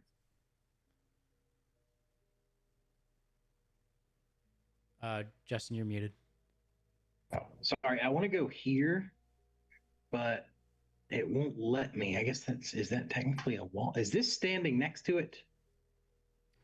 Probably the token itself is blocking you, is what's happening. Yeah. But does that count as me standing next to it? I'm asking. Can you not move here? No, that's the column. You need to go on the other side of the column then. Okay. Let me hold on. I can't see. It keeps readjusting. All right, there we go. There we go. So this right here, though, that you just walked over, this is not like this is empty space. You can try to leap. Huh? I can't see it now because the column has readjusted. So yeah. So I'll give you an option. You can try to leap the distance, in which case that'll be an acrobatics check, or you can try to run underneath the corrupted elemental itself, but that will probably result in another check that you may result in like you have two options. Either you can try to leap the distance and potentially start falling, or you can try to run under the elemental and potentially, get knocked go somewhere prone. else. Yeah. I just am trying to figure out how to get there because I can't fucking see. Let me see what you're seeing. Yeah. Okay. Like technically I can go around this, right? Yeah. Yeah. You can do that. Okay. Let me just measure some space real quick. He's going to use all of his movement just to get in the optimal position. Yeah, I'm trying to get where I was, and I can get there. Yeah, I mean, you're Something using also your movement. Something weird happens with like crazy large tokens is like it's up to you, I guess, G. But like, could we move through their space because they're occupying like all this thing? You can't move through his space without consequence. Like you can, but there will be a check you have to make, and there will be a consequence. Okay. Because he's an air and earth elemental, so he's hovering. But the force of the air that he has to push down. Mm-hmm. Yeah. That tracks. All right, go ahead. What's the current situation of pluses? You're currently flanked, so yeah, +4. +4, okay. Or advantage? Well, what are you getting advantage from? You have to be getting advantage from something. Okay, sorry, just making sure. He had advantage due to his vow of enmity. All right, let's go +4.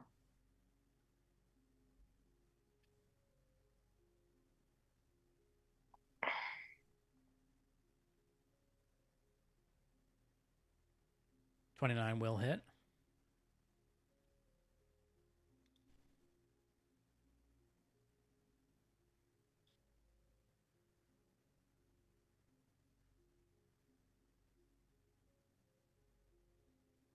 Is anybody hurt, by the way? Like badly hurt? Moderately No, hurt. that really matters. Okay. Moderately. Jesus. I'm kidding. Yeah. Just that bard that Oh, we shit, I always didn't do abandon plus all That the drunk time. that slept on the boat last night. Add 4 to that. 4. That's gonna miss. Okay.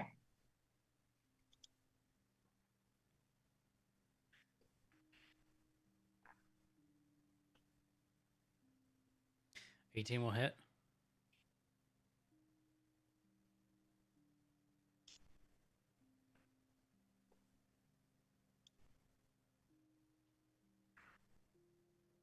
Okay, I'm done.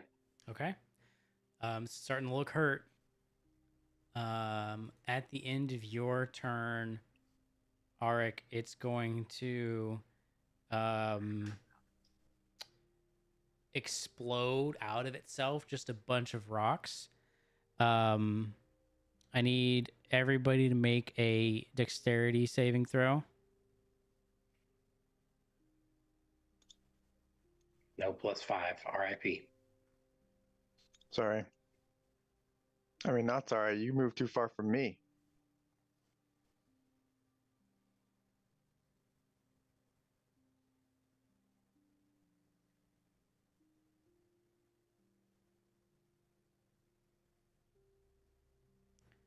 Okay. I need one more dex save, Elion. Yep, just got back. Sorry. You're good. Did not hear I needed that.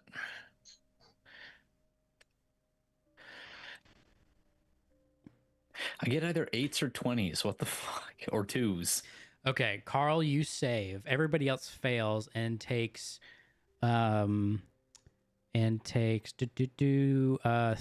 slashing damage and 4 force damage.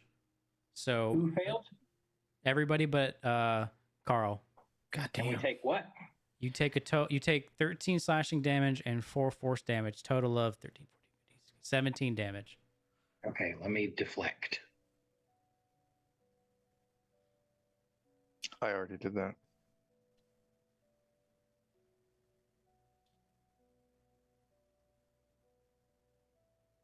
Okay. That'll do it. Is there any left on the table or did I deflect it all? I think it was a max of 17 total damage. So yeah, you Okay. deflected it all.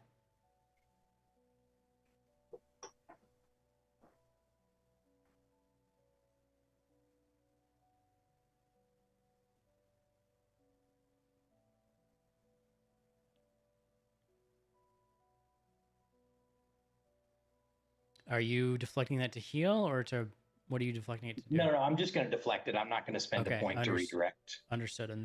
Okay, that was the end of Ark's turn. Oh, the elemental is up. Okay, so it's going to attack. It's going to slam down on Elion. Elion does a 23 hit. Yep. Okay. So sorry, what was the attack that it just did the turn before? It exploded rock Legendary shards action. out from itself. It was a legendary action. Correct. Okay. You take 7 bludgeoning damage. It still says that it's supposed to subtract 1d8 from all its damage rolls. Did you do that?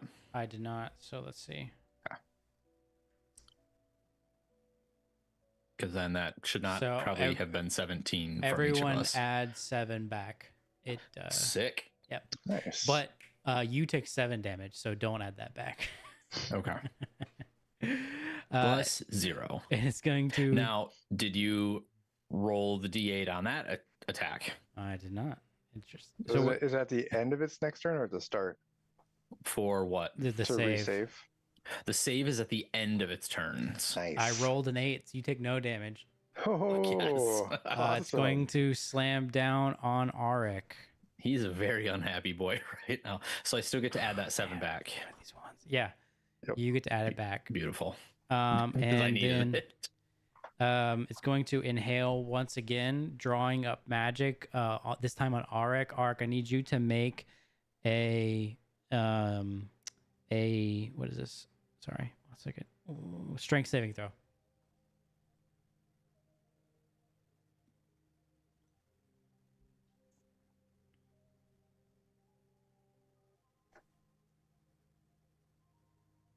You fail. So your speed is halved. It draws energy from you through that layer of magic that's on the ground. So your speed is halved until the end of your next turn. Till the end of my next turn? Okay. Yep. All right. That's the end of... Great. And Foundry has frozen. Cool. That's very cool, Kanye. Let me reset here. If I may, please. Connor, when Chaz yelled out to do rock damage, what type of damage did he mean by that? Thunder. Thunder, okay. Concussive. Concussive is what I should have said earlier, and thunder is what I meant by that. Got it. Trying to see if I have any smites that do that. Bludgeoning might also work, but I'm not sure if anybody's already been doing bludgeoning. Nope. Force. Sorry, guys. I had to reload Foundry. Froze on me. Okay. So, Elion, you are up. Sweet. So he is super close to me, right? He's like on top of me. On top of you. Okay. Well, I need to not be next to this man. So I will probably Misty Step to get away from him. Okay. I'm gonna just Misty Step to right like here, basically. Okay. I can still see him from here, correct? Yeah, he's pretty big. Okay. And then I will cast Sorceress Burst. And I will take the advice of Sir Chazington and do Thunder with it. Okay. So let me do a normal roll here. Oof. Fuck off. That sucks. Brutal. I'm going to pull my pants back up after they embarrassingly fell off and continue to move away. Got it. Anything else? Hide my shame and end my turn.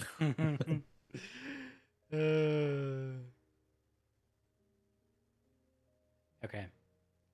At the end of the turn, it's going to use a legendary action to burrow once again. And this time it's going to come all the way over here. Oh, you would. You would. All right, that's that. Carl, your turn. You've already had a turn since it used its one of its abilities on you, so your speed, you have full speed again. Wait, don't I go after? Yeah. I'm sorry, I skipped you. My bad. I'm used to you guys not ending your turn. JD actually ended his turn himself. So, go ahead, Chaz. Set a terrible precedence for us, JD. Yeah. Can I do something extraordinarily badass? You can try. Absolutely. I want to know how you're going to rule this. We're about to find out, probably. I am, to use the kids' lingo, right the fuck next to this thing and would have disadvantage again. Can I do like a cool, like Kobe, like fading jump shot where I throw myself off this cliff? Into the endless abyss of nothing. Time out. Fire off another cantrip, and then Misty step myself back up into the clip behind me so that I don't have disadvantage on this? Yeah. Hell yeah. Only if you shout Kobe as you do it.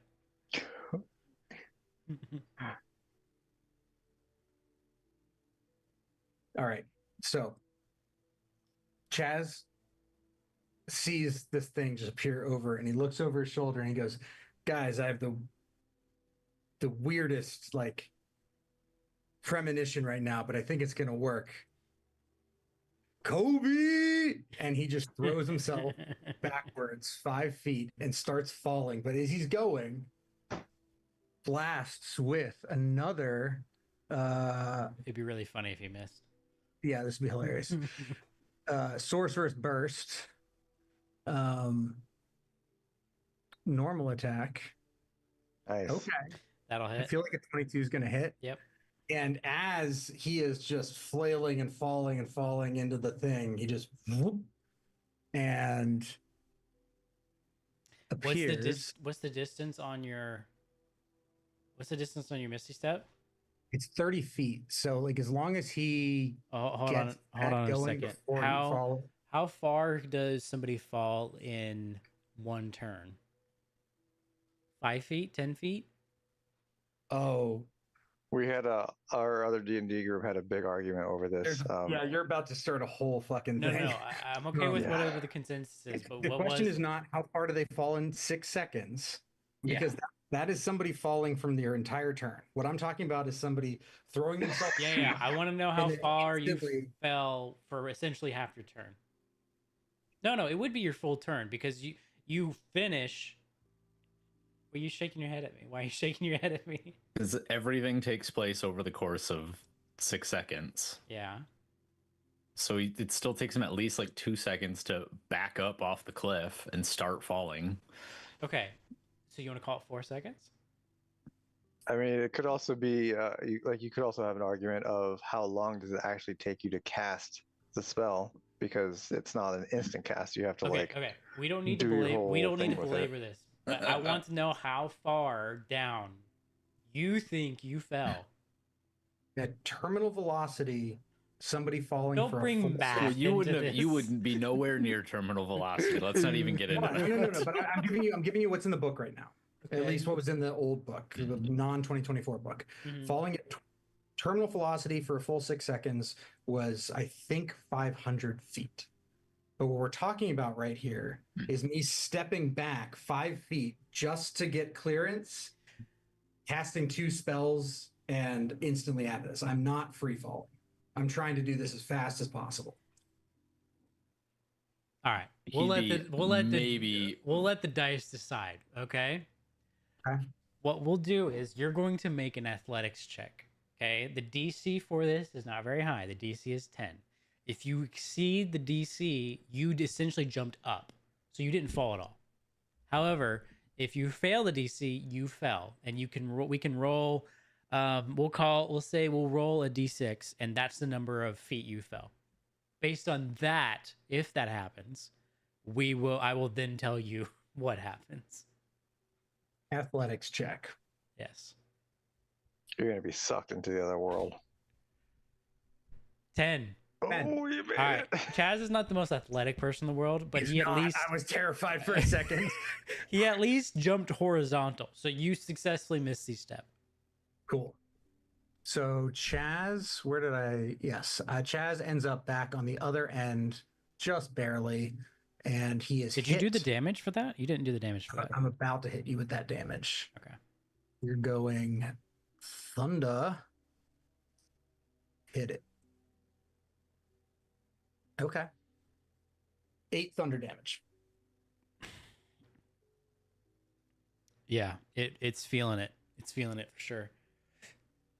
Are you feeling it now, Mr. Krabs? That is action, bonus action, and movement. I'm not gonna move. I'm gonna stick by my trusty paladin. So that's the end of my turn. So sorry about that. Oh, is that a bad thing? I mean, your paladin's not staying here. No. Okay. It's the end of your turn. It is back up to Carl. Is he doing anything on the end of the turn? No, he is not. Okay.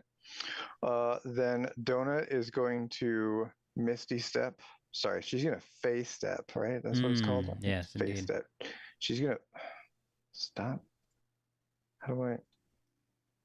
She's gonna Face Step over here. What's the range on this face step? 60 feet. Nice. Okay. And then Carl is gonna call out, "Down with you, evil creature!" and attack. Hopefully hitting.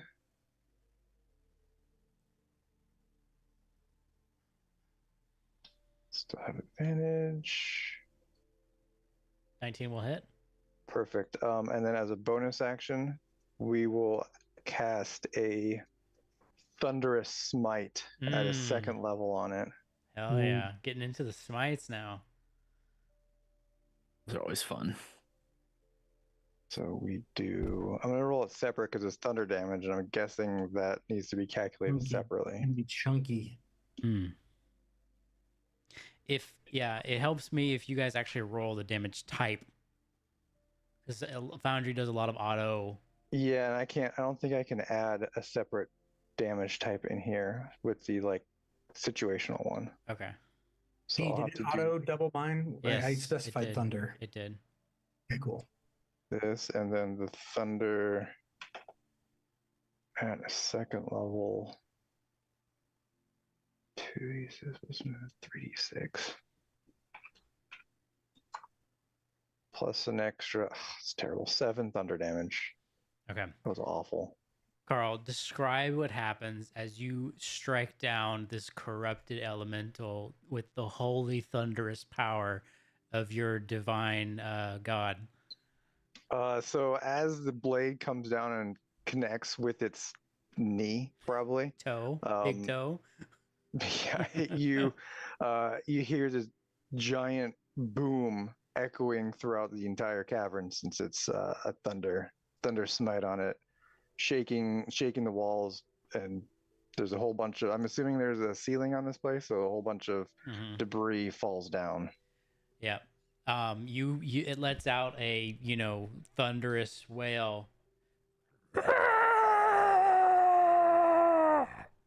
And the air that was thunderous. Your mic peaked out, or it was just like the weakest, quietest. Oh, really? I heard it. It was really cool in my ears.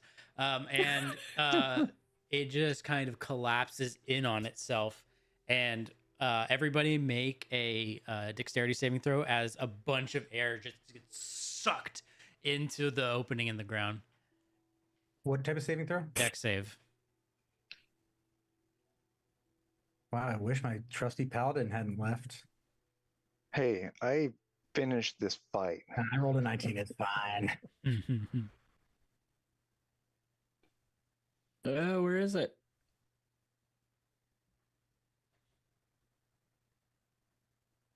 Fuck me. Okay. Everybody, you managed to hold on. Carl, you kind of take a few involuntary steps forward, but you're able to right yourself. Elion,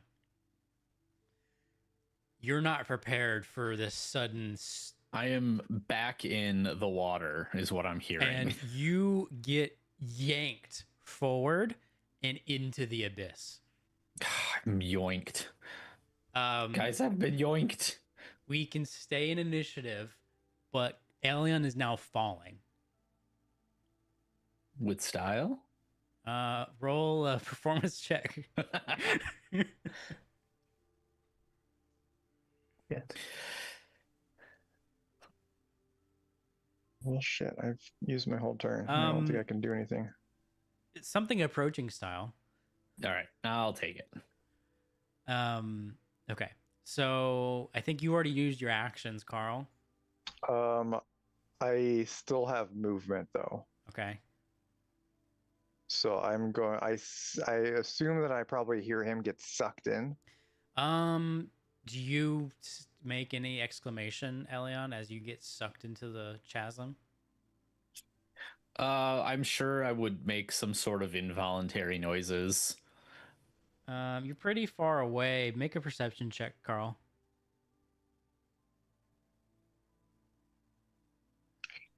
I can do this. Oh, that 18. was so Jesus. close. 18. Yeah, with an 18, you hear Elion essentially yelp, and you're able to hear that something went wrong over there. Okay. Donut will take off in that direction then. So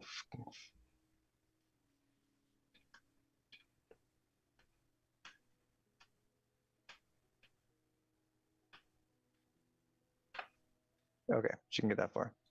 Okay. And then I end my turn. Okay, Arik, you're up. Elion is falling into the abyss. Okie dokie. I don't even think there's anything that I can do to get you back up. Well, I was gonna say I don't know that there's anything. There's nothing any of us can do. I'm kind of fucked. I mean, like- there's misty steps. That's I mean, a thing. you've only just started falling. Let me see what I've got. I mean, yeah, but I'm far away from him. I mean, is a monk ever far away from anything? Okay. Well, so you tell me. Like, I'm assuming he's continuing to fall each second of my turn that I move. How much movement do you have? 60, and I got it back, so 60. So you can make it. Like, how quickly, how long is it gonna take me to move 60 feet? No, I mean, wait, hold on. If you moved 60 feet right now. Yeah, falling simultaneously with other turns breaks this whole game, basically. No. I Yeah. think you can get to him before he's fallen too far. This is just at the edge of your movement. Well, technically, everybody's all going at the same. Yeah, So I'll it- go it over just- there. So Six you can breakdowns. get to him. He's fallen probably 5 to 10 feet at this point. So you can probably jump and grab him, but you'll need to make some sort of check to yourself hold on and not fall with him. So you're close enough that you can reach out and get him, but it's far enough that you'll need to make a strength check of some kind to hold on. Let me see if I have anything fancy that might work here. Hold on. I have two questions about this. As far as we know, this is a bottomless infinite pit. Correct. If I misty step while holding a piece of gear, does it come with me? Yeah. The answer to that is yes. Now here's the hard one. If I have one end of a rope tied to something and I dive and misty step with the other one, can I instantly can I take one end of the rope and have it instead of falling with the rope, instantly jump below them with the rope at full extension? I'll make you make an Arcana check, and if you beat the DC, yes. If you don't, the rope will sever. Okay. Well, I don't have shit to do All or except nothing. just try to reach out and grab him. So what do you want? I'm gonna need either an acrobatics or athletics check.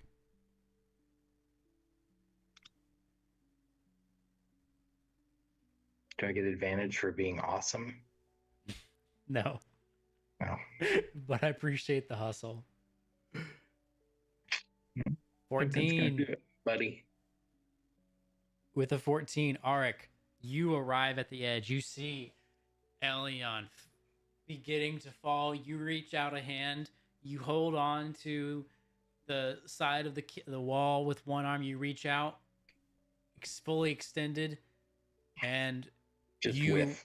you grab Elion by the wrist. Okay. Thought you were gonna tell me I just whiffed. and I grabbed didn't make the DC super high. there. You would have failed that, Chaz. I know. I was about to say it's a good thing that happened because I just almost plummeted to my death too. Yeah. All right, I had a backup plan. All right, so we're gonna exit combat.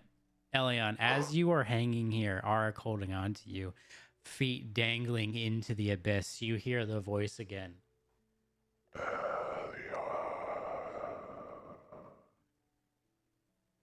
Your thing cut you off. What did you actually say? I just said your you got name. compressed. Really? That sucks. All right, Yeah. let me try again. It might heard actually Ellie. be Zoom. It might Your actually audio be sucks. Zoom doing it to Yeah. you. Yeah, it's probably Zoom. Do it. All right, I'll just do it normally. Elion. You get that? Okay, so just my name again. Yeah. Okay. Do you respond? I'll say, you're let's talk when I'm not dangling above my death, please.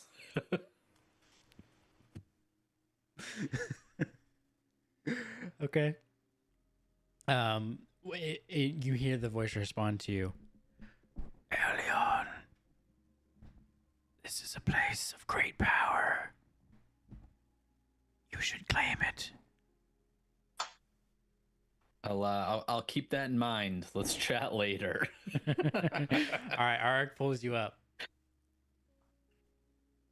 So, you guys have defeated the elemental, but my magical party members, go ahead and make an Arcana check.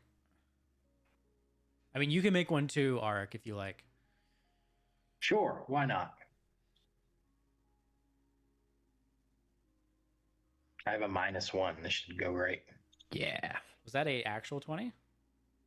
Looks like it. At 20. Nat 20. Okay. I've had great rolls when it didn't involve combat.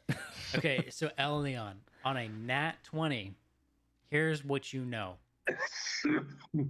This blighted elemental has been dispelled, but the weave here is still almost non-existent. A stabilizing force needs to be introduced to prevent this from literally happening tomorrow again, right? And all it would take is some, other elemental wandering within relative range of this hole in the weave for this to literally just happen all over again. So something needs to be, you need to introduce a stabilizing element to shore up this gap in the division between the magical and the material. And on a nat 20, it occurs to you that you have something, a shard of a particular artifact, perhaps. I was about to ask, is there a certain shard that could kind of absorb and tie things together? Yeah, you could introduce in this place, and that it would be able to not only stabilize, but essentially use the energy that it would be siphoning from the magical side of this division to not only hide, but protect itself. Well, that sounds handy. Doesn't it? Hey, guys, we should put one of those thingies here. Seems like a pretty good place for it. Here? Yeah. I mean, what he just said. Oh, what he just said? I don't want to try and repeat what he just said, but yes. I'm the narrator. It's like I talk to you like Winnie the Pooh style. Yeah, exactly.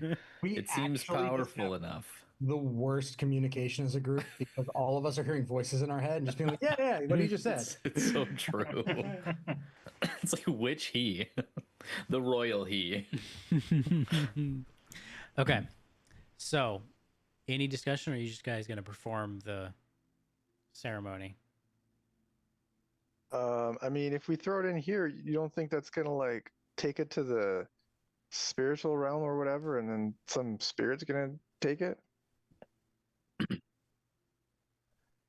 Seems dangerous. No, it seems, well, this artifact, because so it can basically, like, you said it can absorb the magic, right? And like you utilize it to keep itself concealed. So, again, you rolled a nat 20, so I'm just going to tell you everything.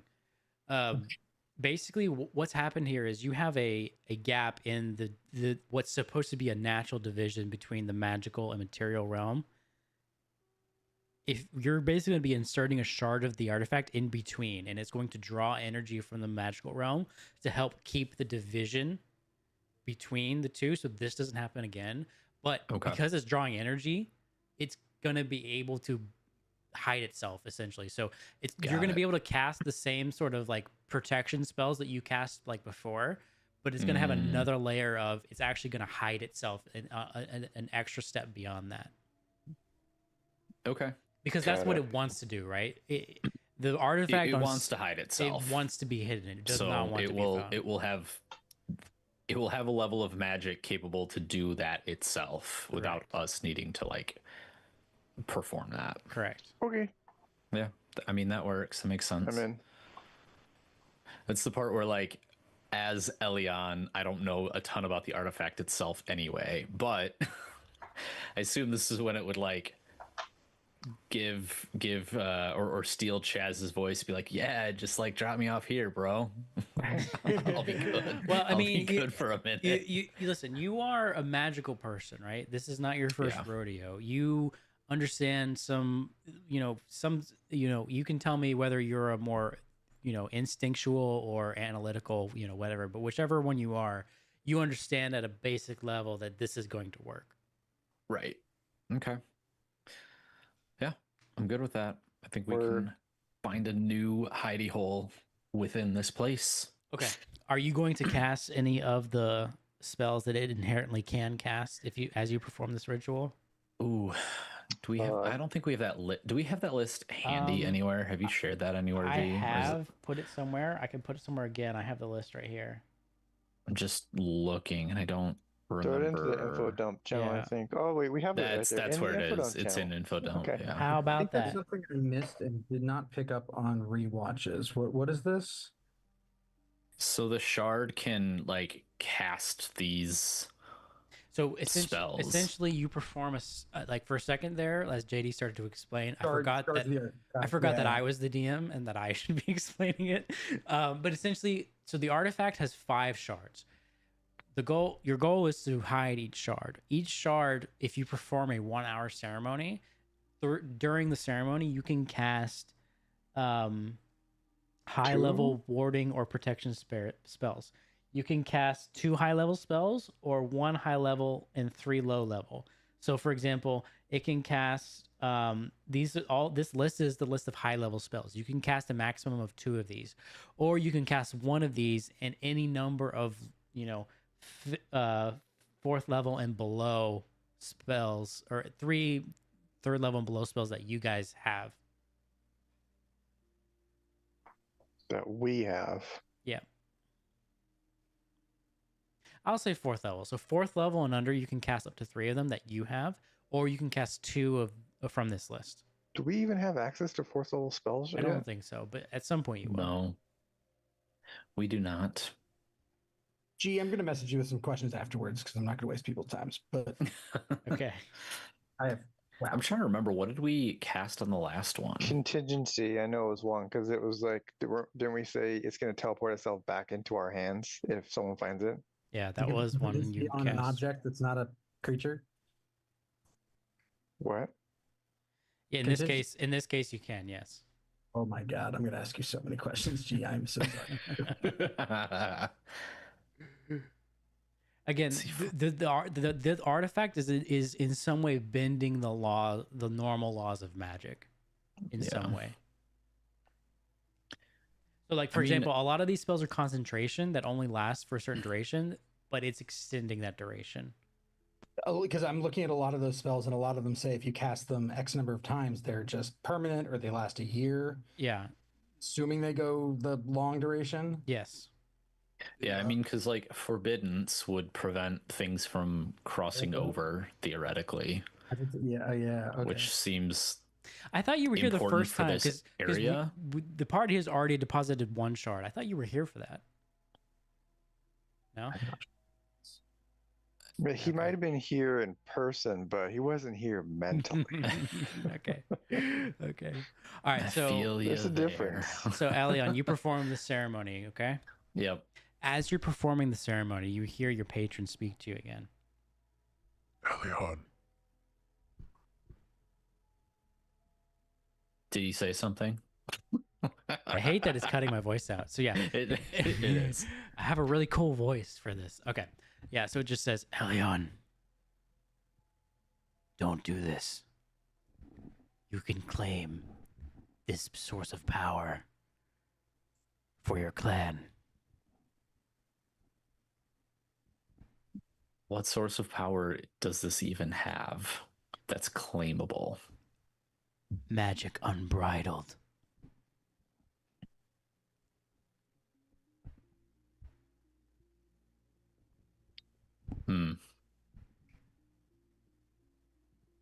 But if these artifacts what was it? If the artifacts fell into the wrong hands, right, or were put together, something devastating would happen. Yeah, the artifact essentially said, you know, I'm trying to remember the specifics. It said the world would burn, or the world would know what it means to burn again. That's right. That's right. I currently live in the world, and I'd like that to not happen. So you're gonna reject your patrons. And Alien is no longer a warlock.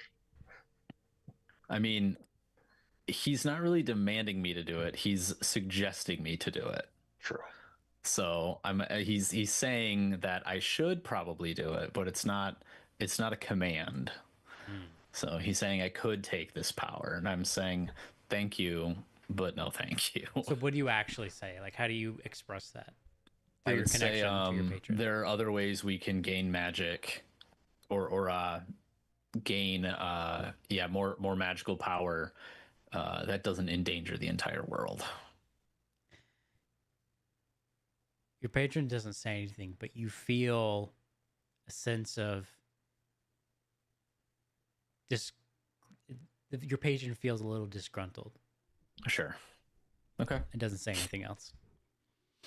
Okay. So you got starts grumbling a little bit. All right. Which spells are you guys casting? Do we know if we seal this back up, if this the ground is gonna like go back to normal? So even with your passive perception, you can tell that this actually is how this was before. So it's not like a chasm opened up. This is actually how it was before. The presence of the elemental and its corrupted state and the lack of barrier between the magical and the material world is what was unique. So the state of the environment is not, going to change really. So what if we make hallucinatory terrain and make it look like this ground is just normal, like a normal ground, and people walk into it and they just fall then? I dig that. Okay. You cast along with our standard contingency of teleporting back into our hands if someone finds it. So how do we... Are we just getting to choose what happens with the contingency without having to be able to cast that other spell? What other spell? The part where it teleports back to us. Uh-huh. We get to choose it, yeah. Yeah. Because could we teleport to it?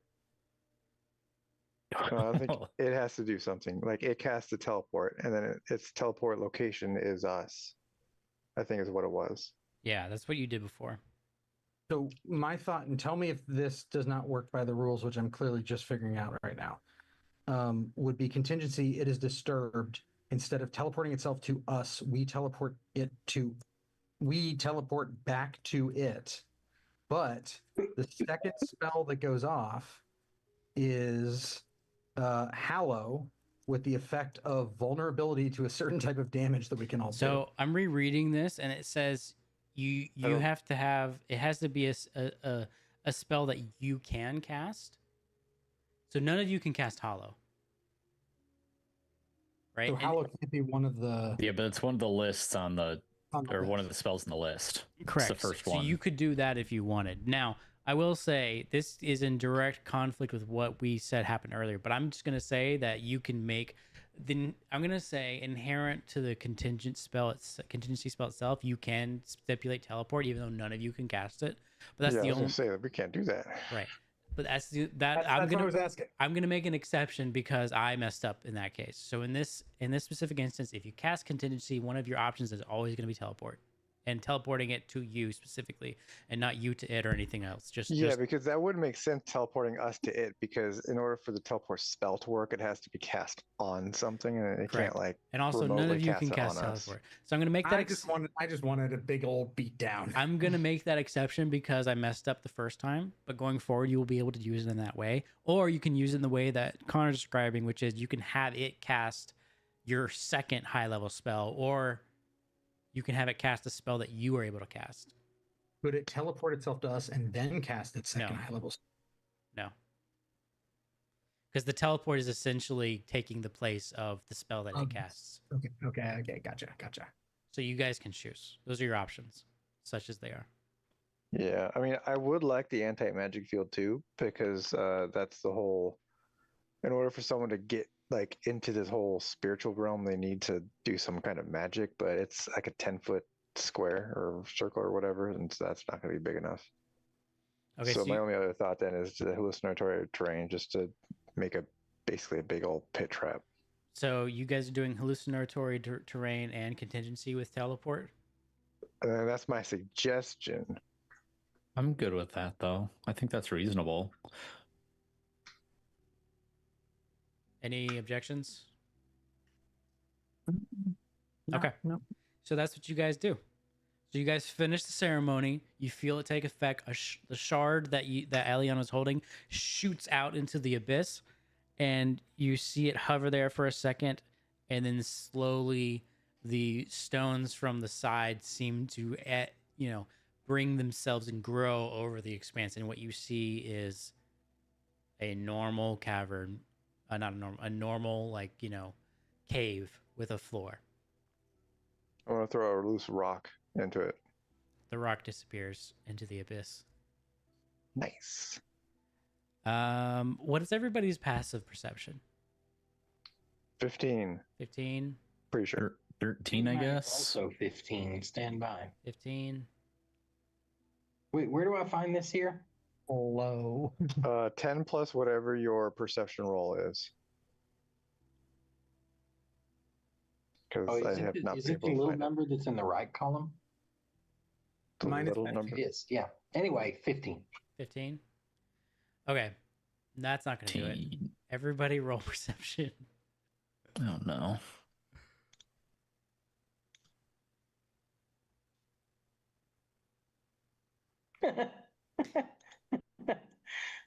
My Okay. passive is much better than my active. Chaz, where the elemental was struck down, you see the gleaming of something in the debris. And Carl, you see it as well. And Elion, actually, you also see it. Ark is the only one who doesn't see it. Nice. It's too far away. He doesn't have his glasses on. All right. What kind of glowing? You'd have to get closer to find out. Oh yeah, I'm gonna go grab it. Oh yeah, it's way the fuck over there. Well, I can walk on this ground now, right? No. No, Well, very much No. so. That was the whole point. very much Yeah, no. that's the whole point. Very much Don't no. do that. I'm joking. I'm joking. All right, so you guys Donut will go head over there back and investigate. and grab it with me. Yes. Yeah, we'll head over that way and All right, you take a guys look at walk what over that there, is. and you can see that it has dropped some things. I Wow. love things. All right, Loot explosions. let me describe what you find. Okay, so you find a couple things. You find a pair of bracers. You find a shard, a crystalline shard. You find a piece of obsidian stone that is shard-like, and then you find what kind of looks like a trident. Is it also a shard? No, Shard it shaped? has a certain shard-like quality. It's got a shard-like bearing. Yes, indeed. Okay. Yeah. Are you guys? I mean, you could take. Do you want to take the time to identify these now or later? Later. We can take them, and we are just heading back to the village. Yeah. Yes, and Yep. you can tell, Elion. You can tell that magical layer that was sucking kinetic energy is gone. Good. No more big sucks for anybody. Sorry, The y'all. wind has returned. Yeah. Okay. So you guys head back. You can see that as you head back to the tribe, to the encampment, it seems a party has already started. Like We're everybody. Like Rivia. We show up in a town, they have a monster that needs to be dispatched. Yeah, right. Everybody. No. They already fed like 10% of their population to this state. They're like throwing a party, like, yeah, we tricked another bunch of suckers. No. That's not that at all. Because like, listen, that effect that was happening stopped as soon as you defeated the elemental. They noticed immediately that it was gone. Okay. Right. So Coming back to claim our glory. Exactly. So a party has already kicked off. It's like mid morning. It's like 11 a.m. And you can see that they're dragging out, like they're like rolling, like, you know, alcohol out from, you know, places. Like they're starting a rager because, you know, this blight on their livelihood and, you know, this thing that had stolen, you know, loved ones from them is gone. So you guys come back to a party in full swing. Let's go. Cool. And that you guys, I assume, join in, unless you don't. Oh yeah, I definitely join the rager. Okay. All right. I'm gonna need everyone to make a Constitution save to see how drunk you get. +5. Everyone can drink a little bit more when they're around me. Love it. Not enough though. You guys are some terrible drunks. It's I'm very light. Pretty accurate. Arik has like 0.1% body fat, so the alcohol just Yeah, I just, you know, go straight to my head. What can I say? Arik and Elion are just stumbling around arm in arm. And Chaz, you're holding court. Like, oh yeah.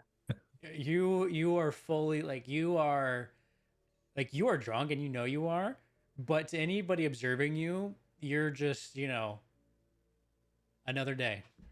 I have a bunch of locals gathered around me, and I'm like, this tracks pretty well. You've never seen this sport, but I was totally like, you know, I was on the edge, and it was everybody's watching, and I was like, ooh, Kobe. Kobe.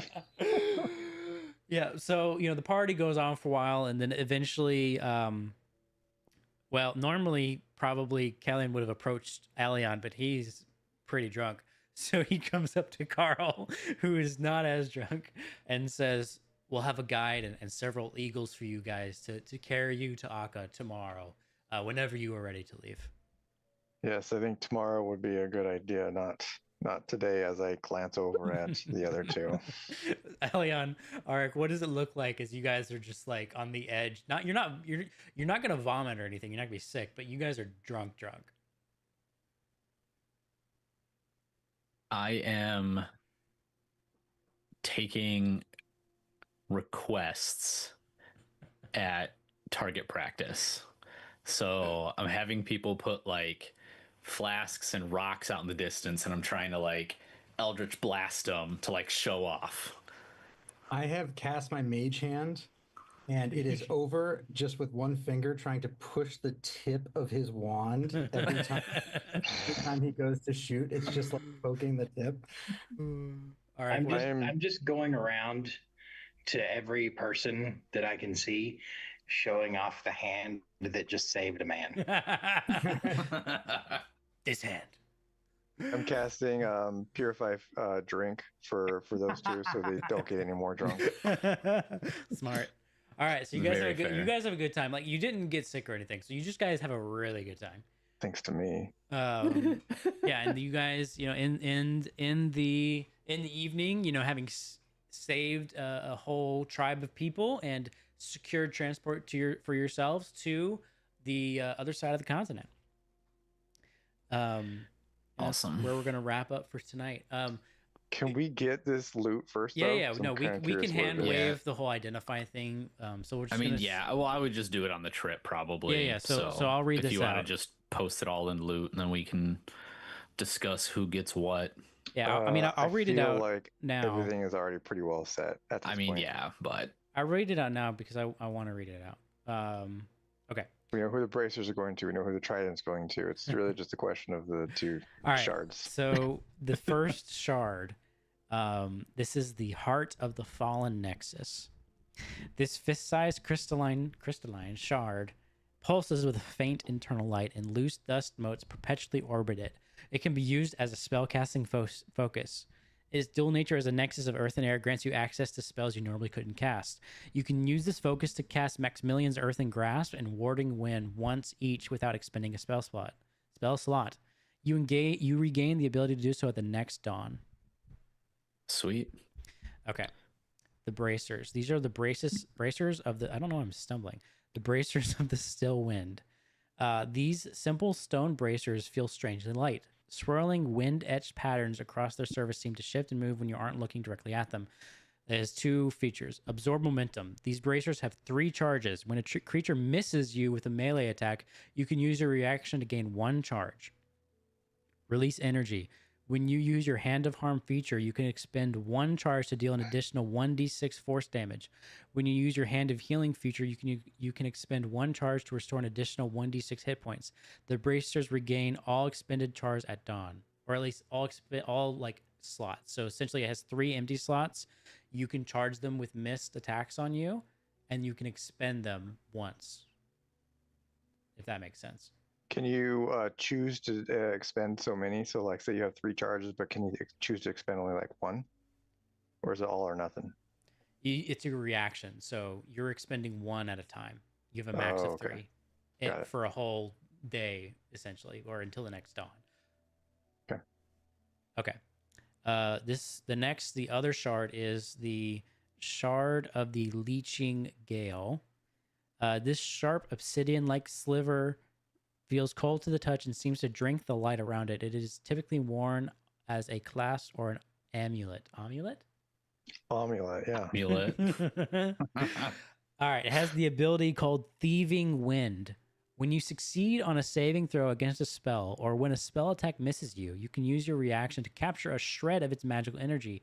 You can regain 1 expended first level spell slot. Once you use this property, it can't be used again until the next dawn. And finally, the Trident of the Still Earth. This +1 quarterstaff is crafted from a single piece of dark petrified wood that feels as heavy and as unyielding as stone. The head is forked into 3 jagged prongs of obsidian-like rock, giving it the appearance of a trident. The weapon hums with a deep, silent vibration, as if it constantly is absorbing the motion around it. It has 2 abilities. Earth and Anchor. This weapon has a deep connection to the unmoving heart of the earth. When you score a critical hit with this weapon, spectral stone tendrils erupt from the ground and wrap around the target. The target is restrained until the end of its next turn. Second ability, Nexus Blessed. You have a deeper connection to the nature magic within this weapon. You can cast the Shillelagh cantrip on this weapon as a bonus action instead of an action. It already does that. It's already a bonus action, so... Okay. Interesting. Free action, Shillelagh. Yeah, I think I meant to make that just a free action. So reaction, okay, yeah, like that would make more sense. I think I had that originally as an object interaction. Maybe I mistyped it when I was typing it out into the actual. Object and free are like functionally the same. Yeah, I think in my actual notes I had object interaction. So gotcha. Yeah, is that a +1 or is it just a normal? It's a +1. It's okay. Nice. An easy way to make that not weird is just to say it casts Shillelagh when initiative is rolled or something like that. So it's just like auto on when combat starts without having to worry about. Yeah. Shillelagh on. That's what I meant. So anyway, I'll put all that in the loot channel, but yeah, that's what you guys found. What was the second spell of the first shard? The Heart of the Nexus? It was Maximilian's Earthen Grasp and Warding Wind. So I think it's pretty clear the loot for the 2 martial characters, but I think you and JD can decide. Considering one of them actually has monk stuff built into it, yeah, right. I think I'll read. I gotta read through those abilities again when G posts them, and then, or if there's one that your heart is set on, Connor, we can go. There's one that my heart is set on for you, which is that I'm pretty sure the second one he talked about gives you a spell slot back. That's huge. Yeah, which would be huge for someone who only has 2. Yeah, I missed that. But then again, it says first level spell slots. First level, yeah. Well, I don't. But yeah, since he doesn't have, How would that work? Can he get hits like technically. third or Yeah, how fourth does level that spell? work, G? Because my spell slots don't have levels like that. He doesn't have first I level, second only level spell have slots. max level spell slots. What does Like that mean? right now, I only get 2 spell slots, and they're automatically third level. Okay. And as soon as I get access to fourth, all of my spell slots become 4th level spell slots. Give me that Interesting. So Yeah, I'll have to think about that. Because Broken. that But I mean, isn't technically, it is exactly what I only when designed you it get hit for. by a spell, which doesn't really happen all that often. Well, it activates on 2 things. It's either you succeed on a saving throw against a spell, or when a spell attack misses you. Right. So you have to be attacked by a spell, which Yeah. a lot of times creatures don't do spells; they do like Yeah, abilities. that's true. We don't So have it's a not lot of super those yet. common. Yeah. Maybe so not yet. Maybe Not we yet, yeah. will. I'll be honest. When I was designing these, I designed them specifically for each of you, and this one I had designed for Connor. But I don't mind tweaking it. But I would have to think about how that works with the way Warlock spells post work. them in the post them in the loot channel again so I can reread them. Yep. And I owe you the entries to Zora's Diary, which I keep forgetting about. I was gonna bring that up at the beginning of the session, but I didn't want to get sidetracked anymore. Yeah. It would be really strong for JD to have that. It would also be very cool. I don't mind him having it. I'll just have to think about what it means because I didn't realize how Warlock spell levels worked. So yes, that is how they work. Okay. So